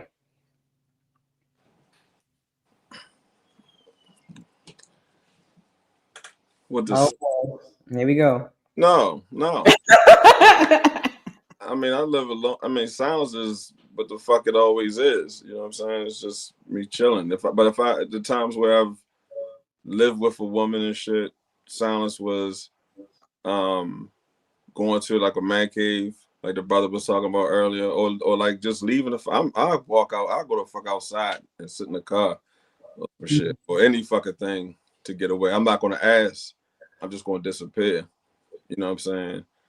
I don't necessarily even need, a woman's gonna be a woman. So, you know, even honestly, even during those conversations when she's talking about work and all that, like if I'm home and somebody's going to, and I know many men have done this shit, I will put that motherfucker phone on speaker, push the fucking mute button, and walk you know what I'm saying? And walk off and go to the bathroom and all types of shit. And like come back and that motherfucker will still be going. And I'll just chime in like, oh, for real? Damn, she said that? And put that motherfucker on mute again and go make my own sandwich. You know what I'm saying? And come back and the motherfucker still talking. Then she'd be like, so what did you do? And then like I don't even like to listen to the shit. I'm honestly, and I don't know who's watching because I definitely invited a few people shit to watch this shit. But honestly, I just push the fucking phone on mute and let them talk. And if you're in my face, Right, I was about to ask that. You're in their face, and they were in your like, face. haven't we seen those movies and shit with somebody talking? Like, it's a couple Martin episodes where Cole just be, you know what I'm saying, think about some whole other shit. You know what I'm saying? But somebody saying something to him. Like, I just be sitting there thinking about any other thing. And then sometimes I listen. I don't want to be like that. Sometimes I actually do listen. Because sometimes, like, if you listen to the little bare minimum shit that women want you to listen to, if you repeat something back or act like, you know, you remember something like the next conversation and the motherfucker saying something about Janet again, like, you get so many kudos that she thinks that you fucking listen. So sometimes I intentionally listen to get brownie points to throw back shit. You know what I'm saying? Oh my God. It's the ad libs. That's crazy work. The ad libs is a mug, yeah. That gets you ass. When a man act like he paying attention to a woman, say less. Y'all are so, oh my God. Beans. Tell you some real shit. What does silence mean to you when you hear the phrase sex, sandwich, and silence? What does silence mean? Just mean, you know, don't argue. I mean, I don't want to sit in the house and not be able to conversate. I just had company. We started watching a show together, and from the first season, we just watched the first 2 episodes, and just being quiet would have been horrible. So I don't mean be quiet or don't speak. I think it just means I don't argue, don't nag, you know, those type of things. Don't bombard me with questions and, you know, of the mistrusting kind, you know. Yeah. Poppy, what does silence mean to you? Silent means that yes, have I think picking one day out of the week and just relax, man, to decompress, you know. I think it's when you're in a relationship, of course, right? I think you need to pick I think a man need to pick a day to just chill, bro. For me, it's usually it is Sunday. On Sundays, I tell my girl and I tell the kids, hey man, listen, y'all don't get sits on Sunday. Leave me the fuck alone. I just want to watch game and fuck. That's it. Go in the room, we can fuck, and then leave me the fuck alone, right?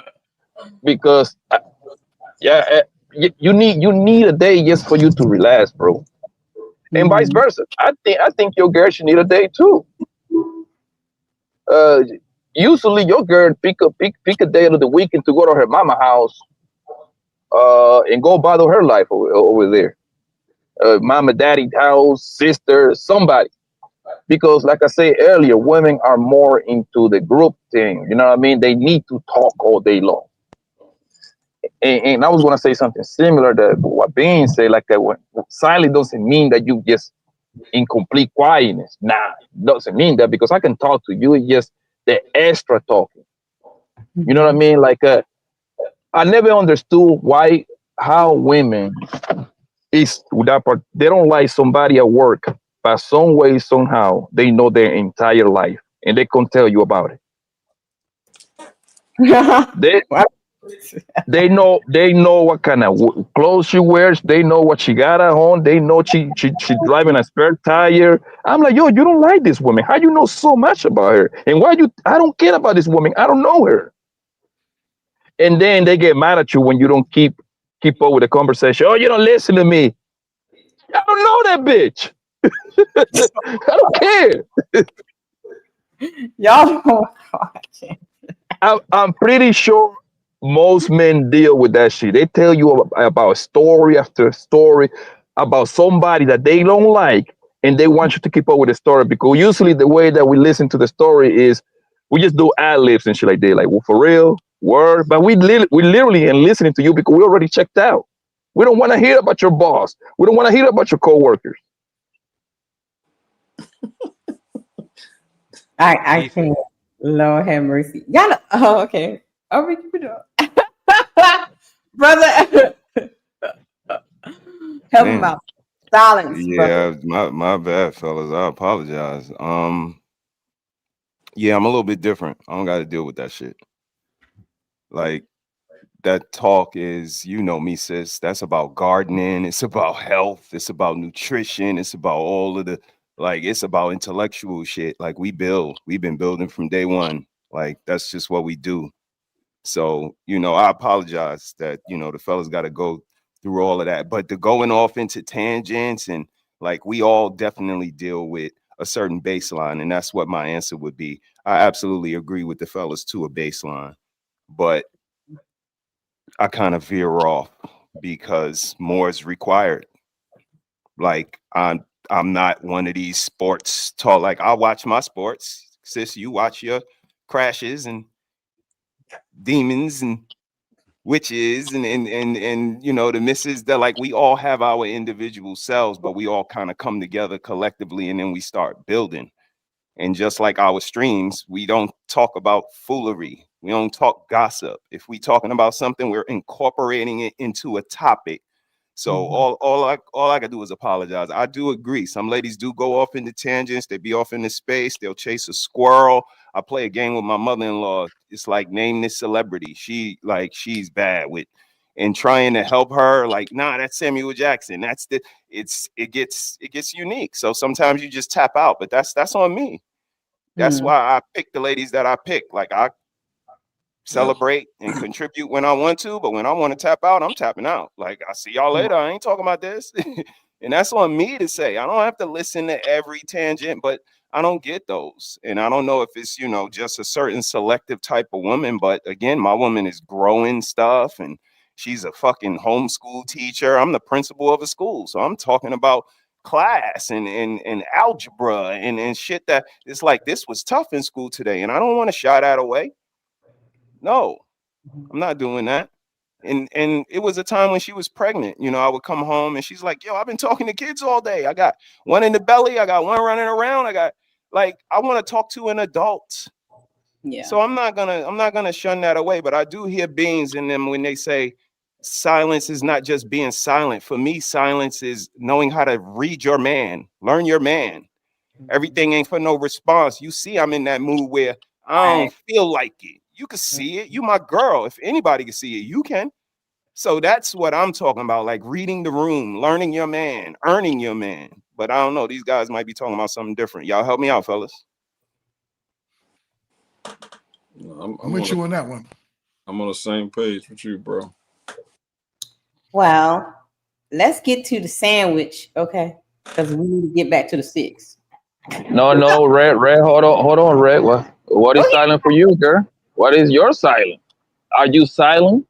Oh yeah. Do you shut up a little bit? I'll shut down quick. I don't like to do a whole lot of talking. What? Anyway. I'll get on the panel and chit chat with y'all and all that kind of stuff. I don't like to talk on the phone. You know how women like to talk on the phone for hours and stuff? I don't like that stuff. I had an ex-girlfriend. She was a friend of mine, but I done blocked and deleted her. Okay. She would literally sit on the phone and just talk for hours. And I started laughing when Kylo said that he would put on the speaker or on mute, because that's what I used to do to her. Because she would talk. That's the most annoying thing. Oh, I can't stand a woman to talk all the time. Bitch, shut up. I mean, ooh. Let's go. Let's go. I don't like to do all that. And my mom taught me some very valuable lessons, when you're in, with your husband or man or whatever. Men don't like all that nagging and stuff. So I learned a lot from her. So I don't do all the nagging and stuff like that. No. So yeah, that's me. So, Sis, you seen the TikToks that be going around where the men say, I finally I can do something that a woman can't. Oh yeah. Yeah. And all the women fail. I will pass and find colors because like a mug. So I got a question. I had a question for Kylo. Kylo, you said that sometimes they want to talk and they just want us to listen, but we fixers, and when we hear problems, we kind of want to fix it. So what does that say to the sensitivity on their part when they just want us to listen and they don't want us to fix when we're fixers?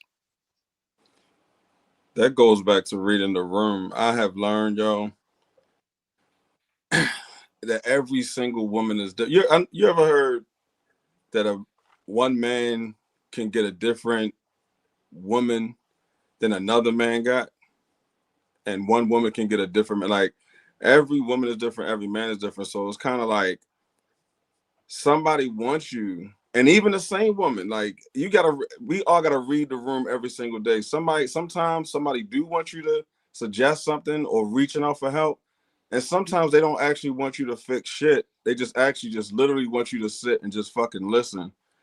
And I pick and choose. I try. Ain't no man been perfect at mastering that shit, because women is fucking crazy. You know what I'm saying? And they know they crazy. But you know what I'm saying? Like, I will actually chime in when I've prayed, I've got some type of discernment in the fucking 10 minutes this motherfucker been talking, whether or not I should say something or not. You know what I mean? I don't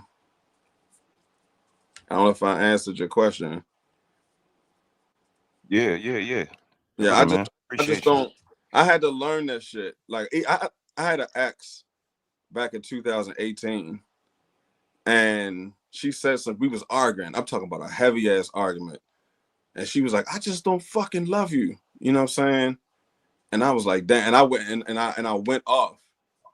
And I mean, I was from Baltimore. She was from Augusta, Georgia, but we both was living together in Charlotte. And I was sitting there thinking, like, nigga, I done came down here for this relationship, you know what I'm saying? And you don't love me.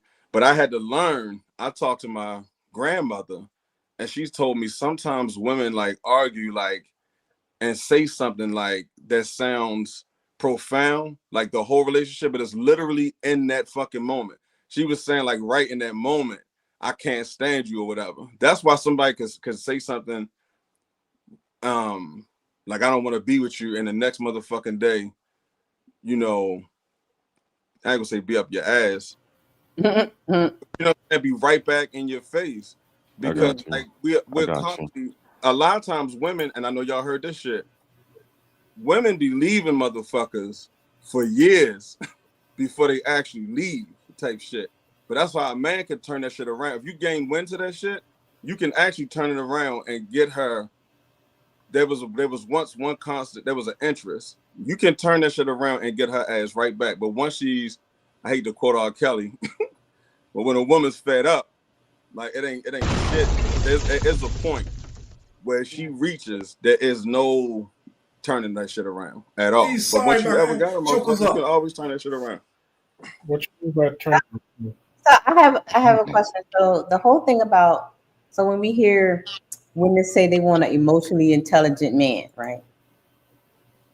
I think they just want a girlfriend to talk to and all that kind of stuff. I think that's what they want. They want the man that's going to sit there and listen to them talk about the girlfriend, the job, you got to be emotionally intelligent. What are your thoughts on when women say, I want an emotionally intelligent man? You can't handle that. I think that's nothing but internet talk. Nobody talks like that in the real world. They didn't even know what that means.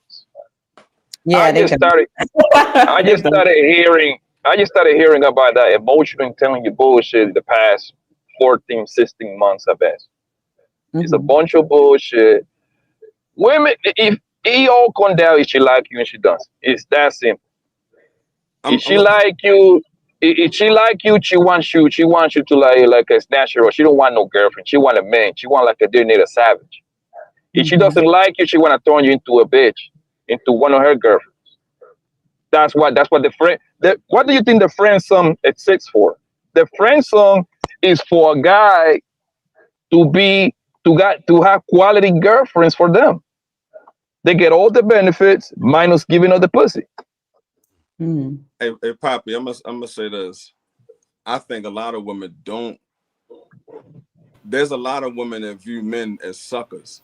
Some men, like, and when they say that I want an emotional, intelligent man, I want an emotional, responsible man, they're talking about a nigga that don't respond and fly off the handle and curse out her every chance you get, like a bitch would do. She don't Yeah, actually they want a girlfriend. They don't She want a don't- man. They want a Yeah. girlfriend. So Yeah. when I had to learn, you know what I'm saying? Like I remember watching Housewives of Atlanta with one of my chicks back in the day. And there was this one episode where Peter was like, he was the only man in the fucking room. It was Todd, all these niggas in the room, and Peter was the only one arguing with these women. They was straight called him a bitch. And that just stood out like in my mind, like, I would never ever put myself on that not to no group of women, not to no one woman to go back and forth and argue. So I think when women say that up front, they've encountered so many men that's really like bitches. You know what I'm saying? I'm not saying necessarily like women, like I'm calling women a bitch. I'm just saying, but they're very feminine. And with the masculinity that their mothers and shit got, that's what it kind of goes back to, like so-called wanting real niggas. So it's a nouveau way of saying that shit. They say being an emotional man, they call him sassy. Mm-hmm. So how can a man express himself without a woman calling him sassy? Keep it short and simple. Talk too long, that shit can be sassy. You're supposed to be like short and sweet and powerful and make a bitch wet. Straight up. What? Okay.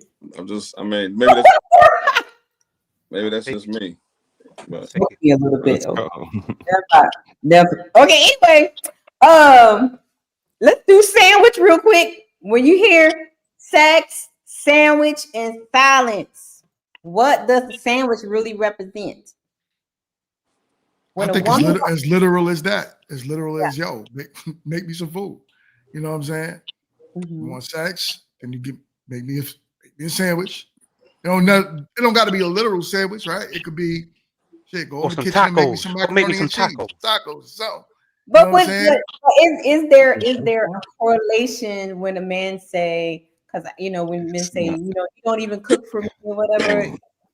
Because for me, okay, from a woman's point of view, okay, because I know the modern women gonna be like, girl, shut up, you a pick me. Anyway, for me, when I cook, for my family and stuff like that, that's the way I show my love and care for my family, when I cook for them and stuff, when I have the house clean and stuff. So that's like my love language. My love language is giving service to the people that I love, right? So when I hear men say, I want sex and I want sandwich, so to me, that means, for me, I'm thinking of, I need you to show me that you care about me. You get what I'm saying? Like, because I equate me feeding you, nurturing you, giving you the things that you need it's me caring for you. So am I off, or is it that simple? I just want food. No, you're right. You're on point. You're on point with it too. Like you expect that from, if you're in a relationship, right? Your wife or whatever, you expect that nurturing part, and that sandwich, that food or whatever, that's part of your nurturing, right? That's something you would want from her. But yeah, if it's just a regular chick you just having sex with, I'm sure like the dudes that's single could contest to that. Like, make me a sandwich, or I don't even care if you buy me a sandwich. Go to the store. You know what I'm saying? Whatever. And just chill. So yeah, it's just it could be as literal as that. Okay. Anybody else? Yeah, a sandwich. You need to replace the sandwich with DoorDash. What? Or Uber Eats. DoorDash getting dangerous now. We can't do DoorDash no more. Oh my goodness. No, Uber Eats, because let's keep it a buck. Oh my God. Most of y'all can cook, right? Most of y'all can cook. I'm sorry. Most of y'all can cook. Y'all only got like 2 plates. That dry ass pasta with all that cheese and some dry ass chicken, man. Come on, man. What? Most people listen, man. To be fair, most people ain't cooking nowadays. You know how I know? Because I never seen a Popeyes or McDonald's or Chick-fil-A going out of business. That's how I know. They actually keep building them everywhere.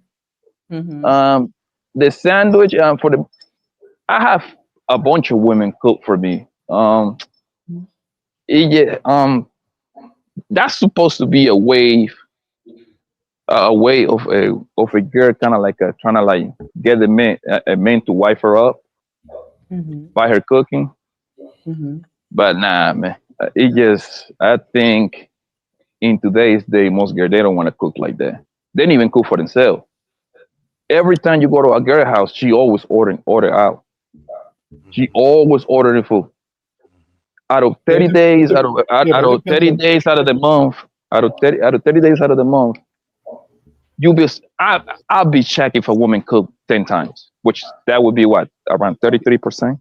Yeah, but Damn that shame. depends on. Yeah, but that depends on the. That depends on a different type of woman, though. It's like if she's single, like you single, not the time she's not gonna be cooking. She's gonna be doing like we doing, buying out, or maybe meal prep here and there. But some women, like if they're in a relationship, they're gonna go and make that little effort. Sometimes might be for show, sometimes might be for tell. But even in a relationship, bro, you got to understand this, bro. Even in a relationship, man, she probably gonna cook a little bit more. However, it's not going to be 7. It's not going to be 7 days out of the week, bro. You out of the 7 day, out of the 7 day, you probably need to if you got to put this in consideration. If both of them are working.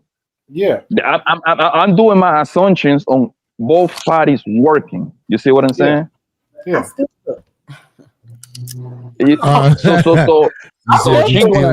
She might work 7 days a week, Red. I cook 7 days a week. I don't know. Literally, like when I'm on the screen and I get off of here, and I tell brother to take over, brother, what I'm doing? Downstairs. Preparing dinner. Yeah. Especially for he eats every day. Yeah. Well, on my end, if we was in a relationship, that'd be a little bit extra because I like to cook. So I will put in some time for that one. Like if we was in a relationship. I get that, but you're saying about women not cooking. But now to Poppy, what I want to say is now DMT and brother, because I know you guys are married. Wouldn't that be a requirement if you require 7 meals a day? I don't know. No. Listen to my question. If that's what you require for your wife to cook, wouldn't that be a conversation you would have with her before you even get married? Now that's my question. Oh yeah. I mean, you communicate your requirements from the get-go. You're supposed to. And I think that's what a lot of people don't do. So when they get married now, they have this crazy expectation, like, hold up, you supposed to because you're my wife, or but hold up, that ain't me. In the dating phase, I ain't never tell you I was going to do that. Right. But that's the thing of like, when my wife and I got married, we had a lot of conversations, but she was also doing a lot of things before we got married as well. And cooking was one of them. You know what I'm saying? So that never changed. So at least 5 days a week, I get home cooked meals.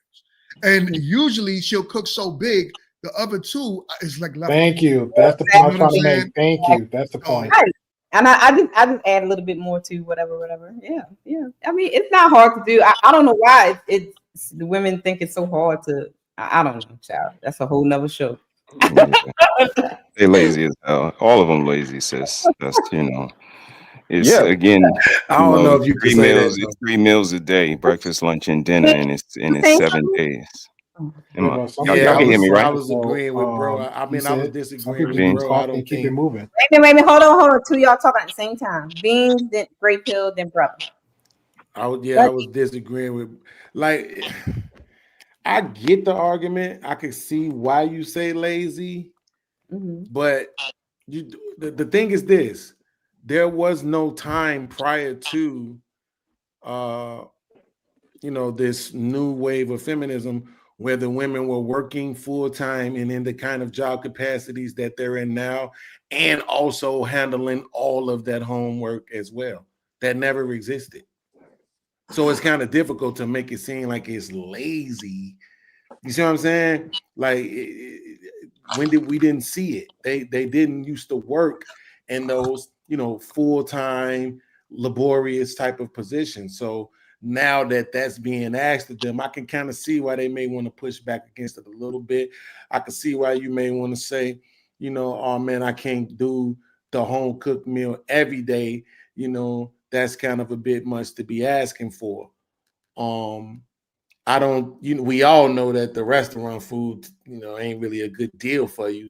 But at this point, hell, even the food coming out the grocery store ain't that good for you either. All that shit got some poison in it. I ain't even gonna catch after last week's show. I don't want no more fast food thanks to Red. I know. I traumatized them beans. I had. Yeah, that's what I'm saying. So I don't know I can't speak to what the compromise would be for anecdotally for individuals, but I'm just saying I wouldn't want to refer to it as lazy. Wait a minute. I got pushback for you, Beans, about the working situation. You said respect or pushback? I got some pushback for you. Ain't that a bitch? All right, I'm out of here. Thanks, y'all. Thank you for coming out. Good night. Now you think about the tedious. Now, most of these jobs these women got is at a desk. Okay, I can recall my granny and great granny was working in the fields and in somebody's house and in somebody's school, and they still came home and made dinner. Mm-hmm. And most of the jobs that these girls got today is in somebody's store, doing somebody's lashes, selling somebody's hair, or in somebody's office. So I do think it's lazy. Well, not for black women. That's not the case for black women, but yes, it is. Yeah, it is. Yeah, that's the first thing they tell you. I was at work all day. I ain't cooking for no. I ain't cooking. Right? Yeah. I said that's a good. Actually, that's a good argument. It goes to time management. Women today lack time management and actual care for themselves or other people. Right? Okay, there you go. I like that better than lazy. What happens is they fill their time with frivolous stuff. The time that you sit on Instagram looking at other people's pictures and liking it, you could have been putting something in the crock pot that could have been all day. You know what I'm saying? Like they have no sense of time management. And I feel like, especially if you have a family, they're your first priority. So before I leave to go to work, I'm making sure that there is something made the night before. If I have this hard job that I can't cook dinner, you prepare. It's time management. Basically, it's just time management. So if you have this hard, tedious job, why can't you take some time on the weekend, go to the grocery store, get some meals that you can make, freeze it, boom. All you gotta do is put it in my. And if you got a PhD, you was in a college that has seminars in freshman year about time management. You didn't learn it. You lazy. Mm-hmm. And some women just don't care. They don't care about nobody else but themselves. They will order DoorDash for themselves or order them a steak or pick them up before they get home. There's a man that's working 13-hour shifts and come home to no food. Watching his wife eat. Exactly. Talking about you ain't getting nothing before you got home. I gotta chime in on this shit, man. I gotta chime in on this. Is that like a staying-home wife we're talking about when you're working 13 hours? No, don't piss me off, immigrant. You know damn well we talking about. You heard me say we talking about women that's working 40 hours. Now, first of all, Red made a good argument. I don't know if she went back this far, so I might actually be helping her argument.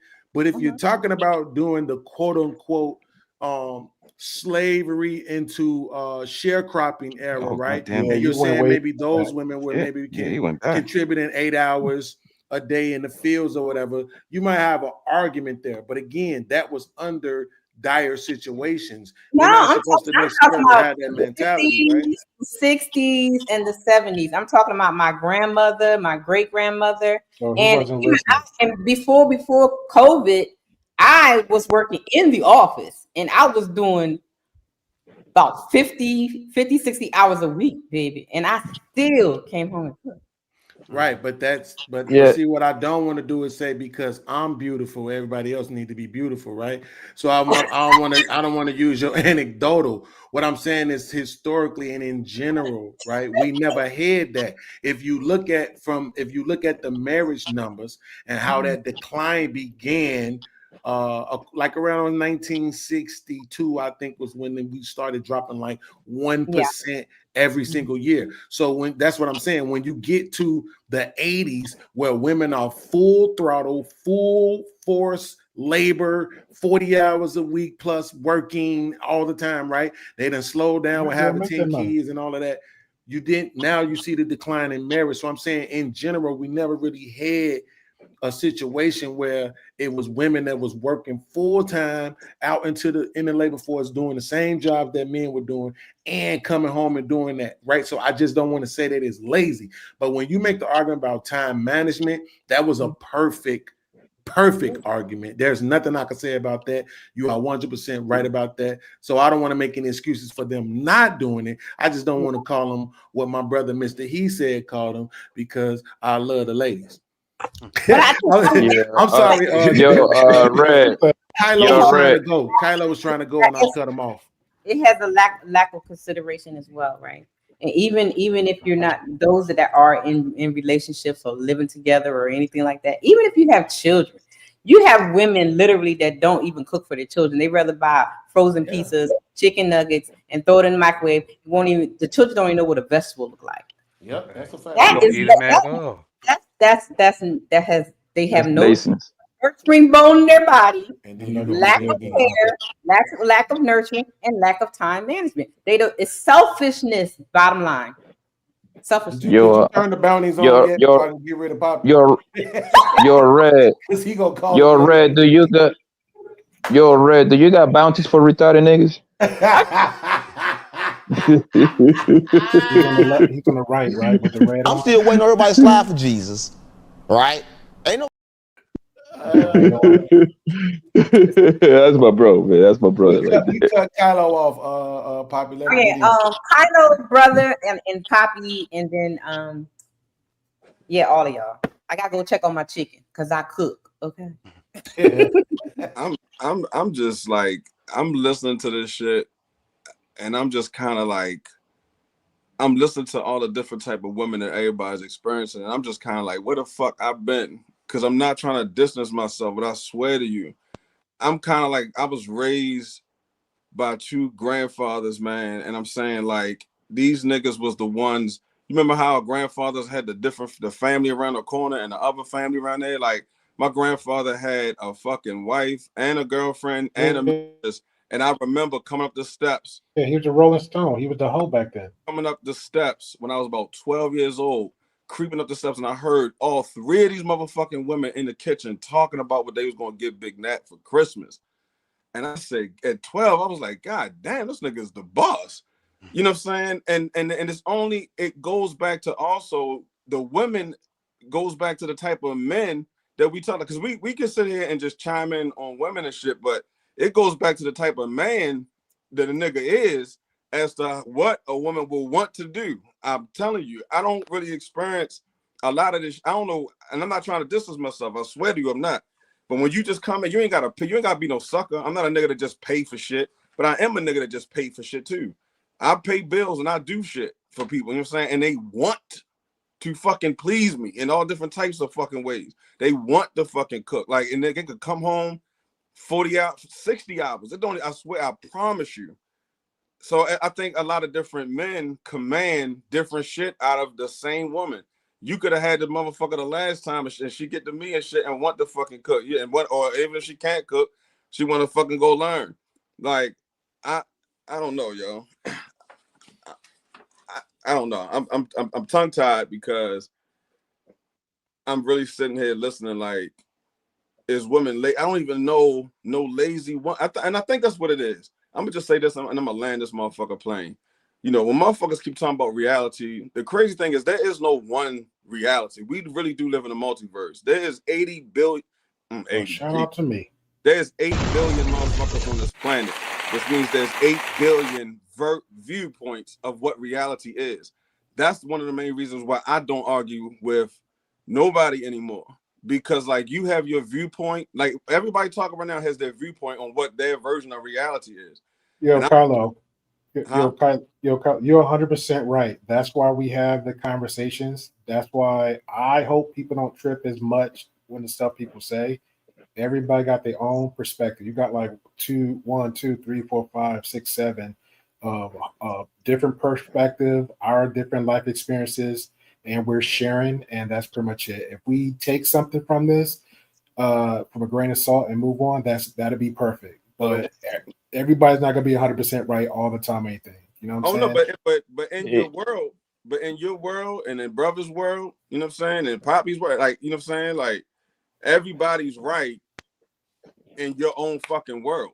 You know what I'm saying? Yeah, like, but here's the thing though. Like if you present your reality with us, it's gonna be a back and forth. Now, if it comes to like a quote unquote fact checking, then the challenge start beginning from there. That's all it does, is try to open our mind up a little bit, saying maybe there's another way. Maybe I didn't see something how I thought my reality was, and that's it.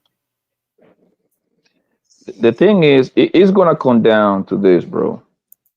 Is that going to be a deal maker or a deal breaker for a man, right? For me, when I live with a girl, if she cook 5 days out of 7 days, I'm good with it. I don't care about the other 2 days. The other 2 days, you can pick up some food somewhere else. I ain't tripping about that. She gonna pick up the food for somewhere else. Hey, I'm passing by out by steakhouse. Do you want something? Yeah, bring me this, and that. Or bring me some wings. You see what I'm saying? So the whole cooking thing is not a deal breaker for me. I don't know how other people feel about that, and that's what it is going to come down to it. If you getting any man that getting hunk meal 7 days, 365 days per year, that's like a mom and grandma days type shit, nigga. That's what I get when I go to my mama house and my auntie house type shit. You know what I mean? Now people is grasping for time, and let's be honest. I know my bro being the one I hear about. Let's be honest, man. Most queens are lazy, bro. There is no way around that, bro. Most queens are lazy as shit. Papa, you're not married, right? Fuck no. All right, but let me say that I'm a single nigga, right? And no matter if I put in 40 or 60 hours, and I'm pretty sure you're the same way. Yeah, we may order some DoorDash ourselves, and we may pick something on the way home. But like, as for me, I still know when I come home, no matter how many times, without no woman, nobody around me, I still cook for my motherfucking self. Like I still. So do I. And I guess for the most part, it's the same. For the most part, not all the time. Yeah. Sorry. A great deal of the time though. I'm making something for me to eat when I get off. You know what I'm saying? So I'm just saying, like, I'm not finding that to be something weird and strange. Like women can't work a full-time full-time job and can't come home and cook for niggas, because that's false. Yeah, but it's because and I'm not saying you, but I feel like we're lumping like one woman, because every woman's individual. It's like every woman need to cook. Everyone, it goes by the type of woman you come across. That woman might be a career woman, and if in your mind you say, well, she's not going to cook for me 5-7 days up to a year, then you have to make a decision from there. If you come across another woman that you might meet a woman at your same job in a different department, and y'all got the same hours, and you're doing 40 and she doing 40 at 9 to 5, 7 to 3, whatever, and y'all got the same time, but she kind of sort of cooked like 3 to 7, like Poppy's saying, and you say you cook for yourself, then again, it comes to a conversation. A lot of people be tripping over like the littlest nitpick things, and maybe it's YouTube, I don't know, but when I go out my door, I like to cook for me. And if she comes in, I like to cook. But then if I come across that type of woman and she likes to cook too, that's added bonus together. But if you come across a woman who completely, like somebody said in chat, like if they don't cook, they won't cook, and you only come across that type of chick and only want to order out on time, that's a decision you yourself individually have to make. If she's a keeper to move forward, if she is, don't complain. But this combo, let me say this, Ben. You can have it. Hold on, get 10 seconds, boss. Argument. Go ahead. I'm about to kill this. Man, fuck you, nigga. Man, fuck you, nigga. Hey, yo. The reason why this whole cooking thing is even a conversation, bro. For the past 3 years that I have been jumping in and out of these panels and shit like that, having a little channel.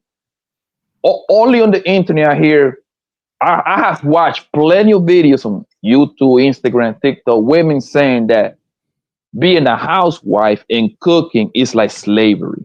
You see what I'm saying? Even though that if you really think about the whole housewife thing, that shit is a scam. I'm okay with a housewife. I believe in taking care of the woman, right? But if you really break down having a housewife with 2 kids or less, that shit is a whole scam, my guy. It's a scam, okay?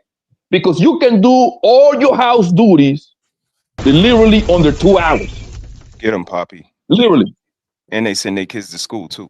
I just thought about something. But that's what I'm using the 2 kids, right? Because I'm using it. My argument is from if the kids are super little. Let's say the kids start going to school at 4. You know what I mean? But after they turn around 1.5 or 2, they kind of pretty much very manageable. You see what I'm saying? In your room, here's your toy. But like the whole housewife thing is literally a scam, bro. And I'm gonna say this. I just never realized when you just said something, Poppy, that stood out like a motherfucking sore thumb to me. You just said, I don't know if it's YouTube or social media or whatever. And when you said that, he led into it. But go ahead. Yeah, okay, well, y'all both said it. Get him, GP. That's proving my point even more. So I'm saying like this: the average chick, some people ain't even comfortable in front of a fucking camera. So the average chick that's even all of the chicks that we see that's verbalizing any fucking thing on any YouTube or any type of Facebook is an outgoing fucking woman. Do you understand what I'm saying? And she's probably somebody that actually sees herself as being a fucking Kim Kardashian or Beyonce or something. So that type of broad is not going to be. And when you get advice from all those types of chicks that have that outward personality that can be on anybody's social media, any type of platform. But that's not, I've played a dating game heavy. I'm not gonna say they're not real women, but the motherfucking people I come across in the so-called real motherfucking world, they not like that. They are cooking, they busting their ass, they come home and cooking. So I think you just said it. You looking at women that is not with that shit. But that's not representing the average woman out here in these streets.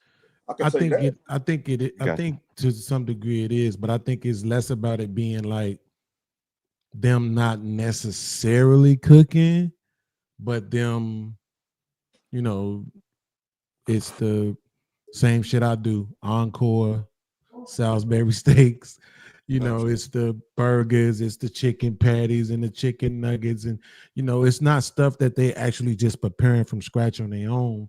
It's a bunch of artificial, process. That's what I'm looking for. Process type foods. I think it's more so that than it is that they just not making anything, right? They throwing something in the oven. Niggas ain't going to the restaurant every single day. And they can't do that and be broke, right? Y'all got to make up your mind. But Poppy, let me go ahead and put this nail in your coffin, because this is going to be the last time you call black people lazy. Okay? You never going to call them lazy again. Because if they lazy, then so is the niggas. Yeah, because they all go to work and work the same hours, and then the nigga come home and don't quite do much. Now, before you start saying lawn care, which is once every 2 weeks, be quiet. Before you start saying he got to do the roof, that's once every 5 years. Or the trash 2 times a week. Oh, he took out the trash. That's a bag. Yeah. Shut up. Nobody cares. What I'm saying is that they not coming home and it's a whole nother second job unless you count therapy, right? Because they got to listen to all the shit that their wife got to say, right, about that life and shit. But I'm just saying in general, right? If going to work for 40 hours and coming home and not feeling like doing anything else is lazy, that's 80% of the people in this country.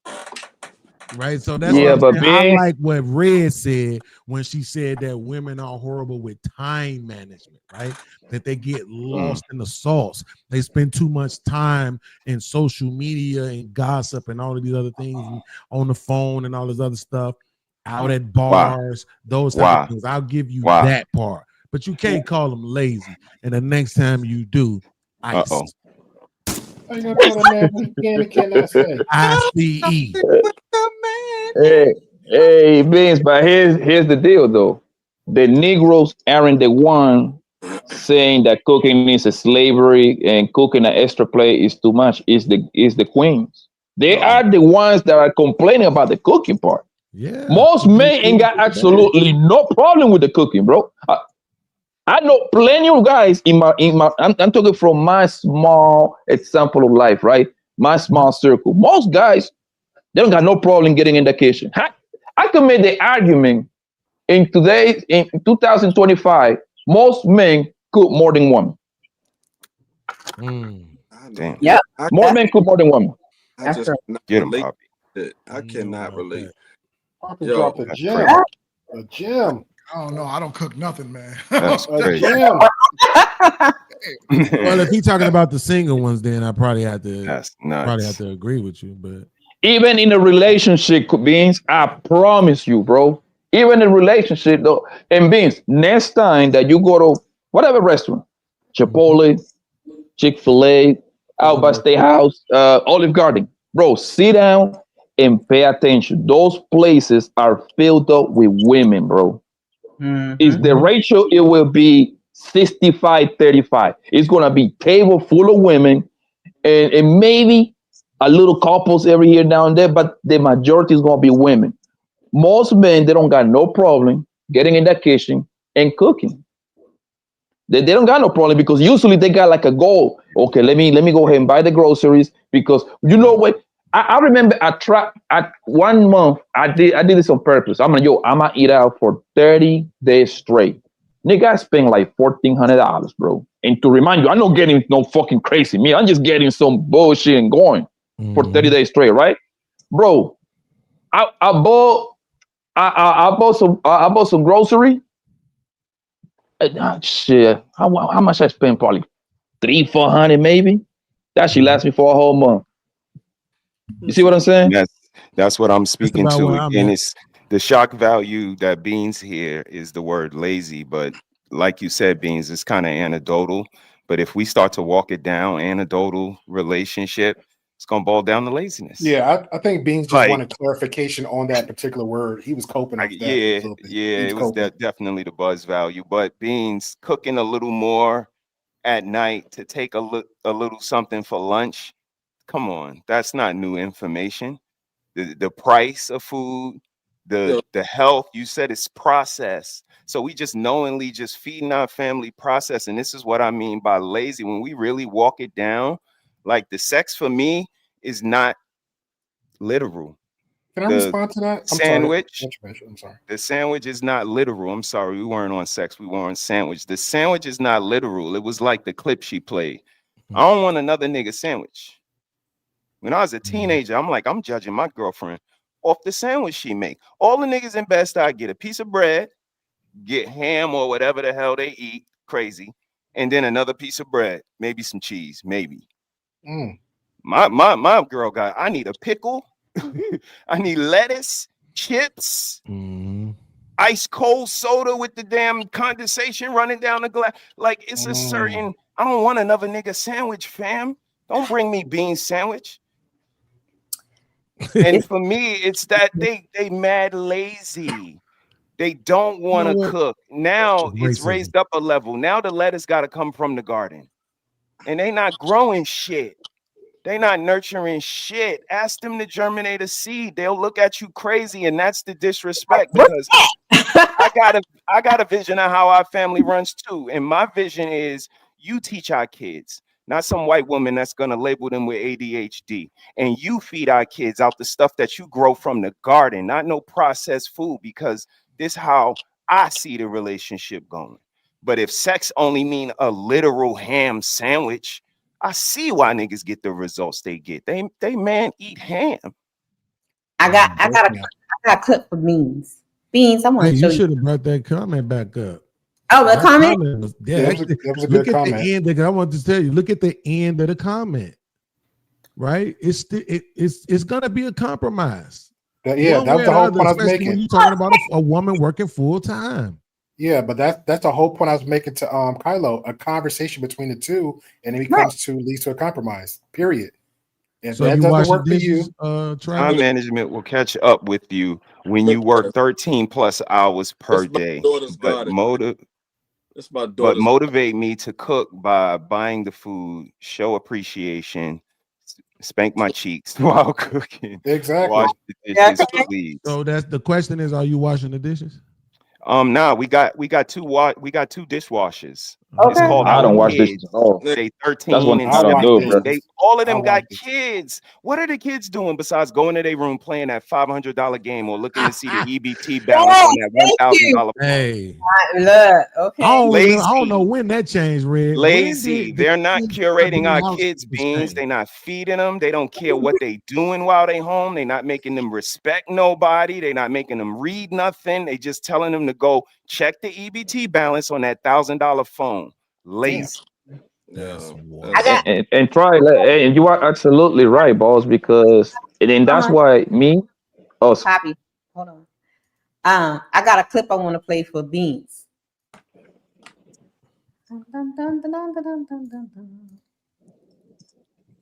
Baby, I saw something. Now I want y'all to see something. Here we go. You know what I don't understand about men? Like, okay, your mom cooked, so you want your woman to cook. I'm not mad at it. But what's confusing me is I know your mama was not making lamb chops. Don't play with me. You see, the difference is my mom wasn't asking me to pay all her bills. My mom wasn't asking me to keep up with the maintenance of her hair and nails. So yes, spaghetti from her was okay. Leftovers from her was okay. I want lamb chops from you. You're not going to sleep.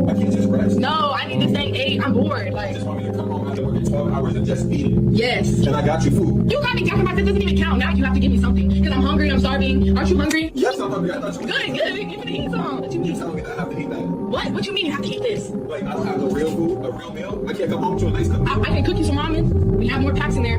You want cheese in it this time and some weenies? This is what I come home to. You for real? Like, I was like 12 hours. I stopped and got you food. Okay, but you working 12 hours. Obviously, the ramen's doing something for you. So why do I have to cook you anything else? That takes up my time. And then if I cook, then we're have to buy more groceries. Then that means less money spent on me. So why would I want to do that? We can save the groceries for the weekend. Yes. Yes. On the weekday, you eat ramen, and I'll go out to eat whenever you're not home, so I can have something to eat because obviously I have to live. Then, like, when you get home. You're spending money to eat by yourself. Yes. I'm not paying for both of us. I don't have that type of money. When I have the money, I have to pay for both. Yes, you work 12 hours. You should have the money. You should have more money. I've been buying you freaking designer bags, Vuitton shoes. That sounds like a you problem. I need that though. Like that's needed. Like you don't need a meal every day. Let's be for real. Y'all always try to compare our mothers like we're dating our mothers. If my mom say you don't like big girls, well, your mom is big. I don't give a. I'm not dating my mother. You know what I'm saying? It don't even make sense. Explain to me why a lot of women out there will look at their husbands and say, I'm not your mom, while also expecting the husband to do everything that their own father did for them. Say what? Girl, please get in my kitchen before I have to invite your man over for dinner. Say it with me, y'all. Welcome to another video. Cooking with Kaya. Cooking with Kaya. Baby, the expectations of today's women are just unreal. To think that a man working 12-hour plus days to provide for his home and you can't come home to a cooked meal is crazy. And you need to tell me the only thing that you ladies got to offer is coochie and ramen noodles with cheese? That's diabolical.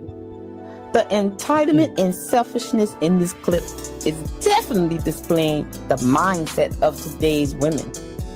So, what do you guys think about this clip? Not diabolical.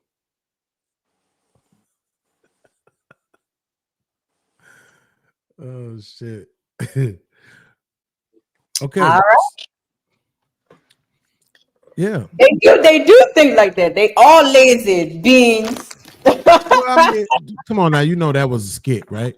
But there's some truth in all of them, right? And The girl was saying before the skit was a skit. No, that was her actually saying that she don't want to cook no lamb chops for her man because her oh no, not that part. Yeah, that part was real. That's just a chick telling you how she think. I'm talking about the dude and his girlfriend. That was obviously. Oh yeah, I know that, but I'm just saying, but beans. When I'm saying, it's some truth in all of it.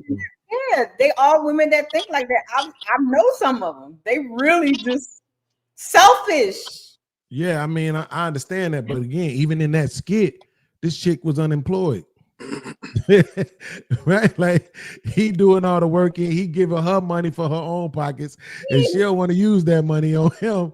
Right now, that's just my money for me. I go take myself to get something to eat while you gone. Right. So that I'm saying, like, I'm talking again, like the woman in the comment who said, look, I'm doing 13+ hour days. You see what I'm saying? Like, I mean, I'm not understanding. Do we not care about the numbers? Black women work. I don't know what women y'all looking at, but the ones I know go to freaking And it work. goes back to what I said. Most people work. That's why I was saying the time management argument was a great one. It really ain't no way around that. You know what I'm saying? But at the same time, when the sister with the comment, she said, look, okay, cool. Maybe I could still do all of that if you just do these things for me. And then one of them would include washing the dishes. Now, I absolutely wouldn't have no problem with that, especially if she was providing for me like a good Proverbs 31 wife. But hey, listen, man, y'all love the Bible, right? But it's a lot of dudes. I'm not saying how many, but it's a lot of dudes that'd be like, no, I still shouldn't have to wash the dishes either. That's your job too. Everything is your job. Go do 12 hours like me, come home, and everything else be your job too as well. I'm just saying that ain't how that can't work like that, bro. Now, if you a providing ass dude and your girl ain't working 40 hours a week, she doing some part-time shit or less stay-at-home mom type shit, then yeah, it's okay to have all those expectations, because to Poppy's point, on a daily basis, that's just a couple hours. If you ain't slow dragging, you can knock it out, especially if you the type to have your kids pick up after themselves. Then it's really just a couple of hours, right? Yes. You're not washing walls and all of that and toilets and shit every day. That shit is usually straightened up. You're going to have some dishes. You might have to sweep or vacuum. And then you right back down sitting on your phone, scrolling through Instagram, wondering if you made Being on YouTube. right? You know what I learned that, do you know what I learned, that the housewife she was a scam, bro, during the pandemic. Yeah. During the pandemic. Yeah. Because I have to keep my goddamn kid and I have to become there near the teacher, even though that they were going to school online, right? Mm-hmm. So I got a 3-bedroom home plus a lot. You see what a loft and 2 bathrooms, 2.5 bathrooms, right? Bro, I cleaned the whole thing. I was cooking at the same time. I did the whole laundry at the same time. To remind you, you don't clean every day. That right there alone. You do like two deep cleanings during the week. Usually like a Wednesday and then the Sunday, and throughout the week you just picking shit up. You just picking little shit up, right? I cooked, I cleaned, I did the laundry, all that bullshit, nigga. I timed that shit. That shit say less than 2 hours, bro. I was helping my little girl with her homework and all that, all that shit on the 2 hours. That's how I knew the whole home staying wife bullshit. The housewife is a scam, my nigga. And you know what prove it to me? What confirm it? All these YouTube bros that are like a staying home wife, they be on YouTube all day on panels. Wow. Explain that to me. Explain that to me. But Poppy, I will say this: like the concept with the housewife thing. First, you have to understand that they had more children back in the day, because and that was a job. Can I? They had more children, right? So there were more children in the home. So being a housewife and mother was, because back in the day you had baby in the belly, baby in the arm, baby in the chair, baby here, and maybe 2 or 3 in school, but you still had, so the mom was more busy. But I see your point where it's like now most of the kids are like, I gotta put somebody on mute. I think it's Kyle. Somebody. The kids are at school, so what are you doing all day? Like, because my mom was a housewife, right? So she, when we were in school, my mommy was, spending daddy money. So she was doing the shopping all day, like what she. I mean, But when we got older, but when we were smaller, she was more hands-on. So I think because of the size of the families are different now, because back in the day you had multiple children to take care of and they were like little in the home and stuff. And now, you know, you may have like 1 kid or 2 kids, and then you ship them off to the daycare or to the babysitter. So I see your point where it's like, you know, cleaning the house or cooking a meal will last maybe, you know, 2 or 3 hours. So what exactly are you doing the rest of the day? Now, if you were like my mom actually, she ran my father's business at the same time. So she wasn't just a housewife. She was also like his business partner. So, you know. And Red, I was referring to the women on 2025. Of course, I know back in the day, like my grandma have 13 kids by my grandpa. You see what I'm saying? 13 little bastards. Yeah. That now right there, that's 3 jobs. To remind you, this is super old. She had 9 boys and 4 girls, and all them bastards used to fight every day, according to what my grandma say, right? To remind you, back then, my grandma used to wash clothes with her bare hands, nigga. And she used to hang it up. She used to use the lines and hang it up. Yeah. She have to go to town physically and pay bills and buy all the groceries and all that shit, man. You see? I'm talking about that. I know in today's day, my example was more fitted for today's day.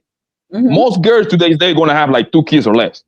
That's what I'm saying. I got 2 kids. That's how I find out that shit is a scam. I have my 2 kids with me for like a month straight, pretty much, right? Yeah. And I was like, man, this shit is easy, man. I used to keep my kids like a lot. So I never been there. I always knew that she was a bunch of bullshit. That's why they don't want these niggas to stay home and they be their provider, because they know it's a scam. That's what they want to do it themselves. Do y'all guys agree with him on that? Because you know what's funny? I agree because you know what's funny. Me and Papa was on a panel years back where one woman said, "Hey, we can switch roles. I'll work all day and y'all can cook and clean. How about that?" All the men jumped up quick and said, like, "Yeah, we'll do it." Because we know we can, that time management, even game, we can get up in the morning, make sure the house cooked, clean, get a little break. All right, baby, you on your way to work? Okay, we're gonna see you later. We know we got all 8 hours to fuck around because we know them 2 hard solid 2 hours. We can make the house clean, spotless, everything else. And when she come on in the door, hey, how you doing? It's just that quick. Yeah, as somebody who's been in that situation, and I got like almost 7 years out of it. I could tell you it's really only 2 ways that this is gonna work. And that's the woman has to have, well, it's 3 ways really. So the least most possible way, probably about 10%, is if you find a woman that is super family oriented. Right now, I know my cousin, he found one of these. He found a woman that was like, I had a kid by you, then all my kids got to be by you. And I got to be with you, and that's just what it is. And I don't care what the situation, it's just us, period. Right? So he found one of those. And that's probably like, I've known 2 of them my whole life. Then you got, not even joking. Then you got another percentage, right, which is probably around maybe 40%. And these are the women who are something wrong with them. Like they insecure, they real average, they insecure, they not really leveling up no kind of way. They not shooting 70, 80, 90, 100K. They just average working, average earning, weed smoking, tonk deuces while playing ass type chicks. Sorry, right? Today. Ain't going nowhere really. So they cool with just having their man. That's probably about 40%. That's the majority. The majority is the 50%. And the 50% is the women who do require 12 inches. If you got them 12 and you can pain her into submitting to this kind of relationship, then that'll make it work as well. But I'm saying not 10, 40, 50% of women. I'm saying 10, 40, 50% of the women who it will actually work with. Because of all women, I think it's probably about 10% of that it will actually work with. It's some about a woman getting up. Watch this. I don't care if you got money. It's something about a woman getting up and having to go to work and you don't, that bothers their souls. They just can't take I don't think it. Let me tap on that a little bit. I don't think it's the working part being. I think it's just if they don't see you just doing something. Because like when we spoke earlier and made a little joke about like if the man is at the house and the woman is working, she's providing. I think it's the issue will be if she come home and not seeing you being somewhat productive, and then that might tick them off in some kind of way. I think that be the issue. Not just the working part, like, hey, go get a job, get a check, but just you just not being productive. Like, hey, I come home, I don't see stuff either done, halfway done, or I don't see you actively doing something when I come home. So I don't want to argue with you, right? But I'll say, because I think you're actually hitting on to something. But I'll just say this anecdotally, and I'm acknowledging that it's anecdotal so that you know I'm not arguing.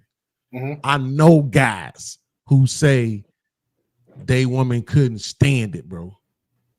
They just couldn't stand it. And they had money, right? But I think you might be right. What you saying, I think that's probably 51%. I think that's probably the majority. But it's some women that just can't stand it, that you don't have to get up and go outside. You don't have to be at this clock. You can work whenever you want. Because I went through it a little bit for a few months when I first came back to Kentucky. My channel was booming. I was doing my thing. I didn't have to get up and go to work, but my ex did. And it's like, I'm making money and all this now, whereas before I wasn't, but it still didn't matter. You don't like the fact that I get to lay in. You know what I'm saying? And you got to get up and go to work. I wouldn't that be? I think it's a smaller percentage, but yeah, I can agree with that. Beans, wouldn't be that? Oh, hold on, you finished? Yeah. Wouldn't you? Why don't you call that jealousy at that point? Sound like jealousy to me. You sound like resentment to me. Yeah, resentment too. Resentment is probably a little better word. Yeah, resentment is probably a little better word. Even I went through that even when I had my car accident. I got all that money from the car accident. Take me to work. I just bought a Mustang. Take yourself to work. Like I don't have to get up at 6 o'clock in the morning. So don't make me get up to take you to work when you know I ain't going nowhere. Take the car. Yeah, no, I had a buddy. Just want me to get up and take you to work. Yeah, I had a buddy, Beans, at my job. He doesn't do the podcast or whatever, but he from the outside looking in, and he'll see all the TikTokers, YouTubers all get all this good money and income, and that's his first main attitude. Is like, damn, I wish me and my girl could do something so we don't have to be outside the house to make the money. Yeah, I want that too. Hey, Beans, did you offer for your woman to quit her job? No, I've never been in a situation to do that. I've never had that kind of financial success where I was actually able to retire my woman. But in the situation when I had that money from the car accident, I'm just like, look, I'm gonna go buy you a car. Cause you're not about to make me get up at 6 o'clock in the morning to take you to work. I don't have to get up. But hindsight being 2020, if I could go back, I would get my ass up and take her to work. Because now it would have been me doing this thing for her. You know what I'm saying? Just making her happy with this little bit of thing. Get your ass up, come out, buy some coffee, some shit. Make it something special for her. You know what I'm saying? So she don't feel that way, man. I was just on some toxic shit. Reason why I said that is like I had moved to Charlotte, but that same chick I was talking about, I was arguing with earlier. Mm-hmm. But when I first moved to Charlotte, we had got a brand new spot together. Now she had a job that she was working, you know what I'm saying, 8-hour joint. Mm-hmm. When I moved in, I was already making money from the house. I've been making money from the house since 2014. I still am today. And so like I was like, yo, you ain't gotta fucking go nowhere. She was like, shit, I'm gonna get my back. And I think it was something in her that was like because she had that independence and she had been paying for everything, you know what I'm saying? I didn't have no nigga and shit, but I offered it And she was like, no, I'm gonna keep my job. I said, all right, bet. Well, just keep in mind, if you ever want to quit, let me know. So 1 month go past, 2 months go past, and I'm handling it. Like I'm paying the shit, I'm doing it. And so she looking like, after like 2 months, she came, she was like, babe, does that offer still stand and shit for me to quit my job and shit? I was like, yeah, nigga. I was waiting for you to. She was like, all right, well, I'm giving them 2 weeks and shit. And so she did. But I guess like that's what I'm saying. It's like before we get into like her being jealous and all of that, or have her having animosity and all that, like we can actually step our thing up and make it to where some type of way we get a bag together from our at-home strides. You know what I'm saying? That's how I think. I mean, I really wish, man, listen, let me tell you something. It was my dream since 2016, man, to take my girl on the road. Her kids was young and shit. Now them is grown, but now she's so enthralled into her love, you know, because she in the pharmacy and shit, you know, and she getting shit, you know. I'm just like, I need to just get her ass fired. Like, that's how I be thinking, like, if I get her, nah, for real, Poppy, because if I get her fired, then she ain't got no choice but to go on the road with me. Okay, we're reaching psychopathic levels right now. Psychopathic levels. Vince, you say something that it reminds me of my grandfather, right? My grandfather told me, Negro, check this out, man. No matter what you do in life, you will never gonna be able to make a woman happy 100%. So don't even, you will die trying. That would never happen because women is chaotic.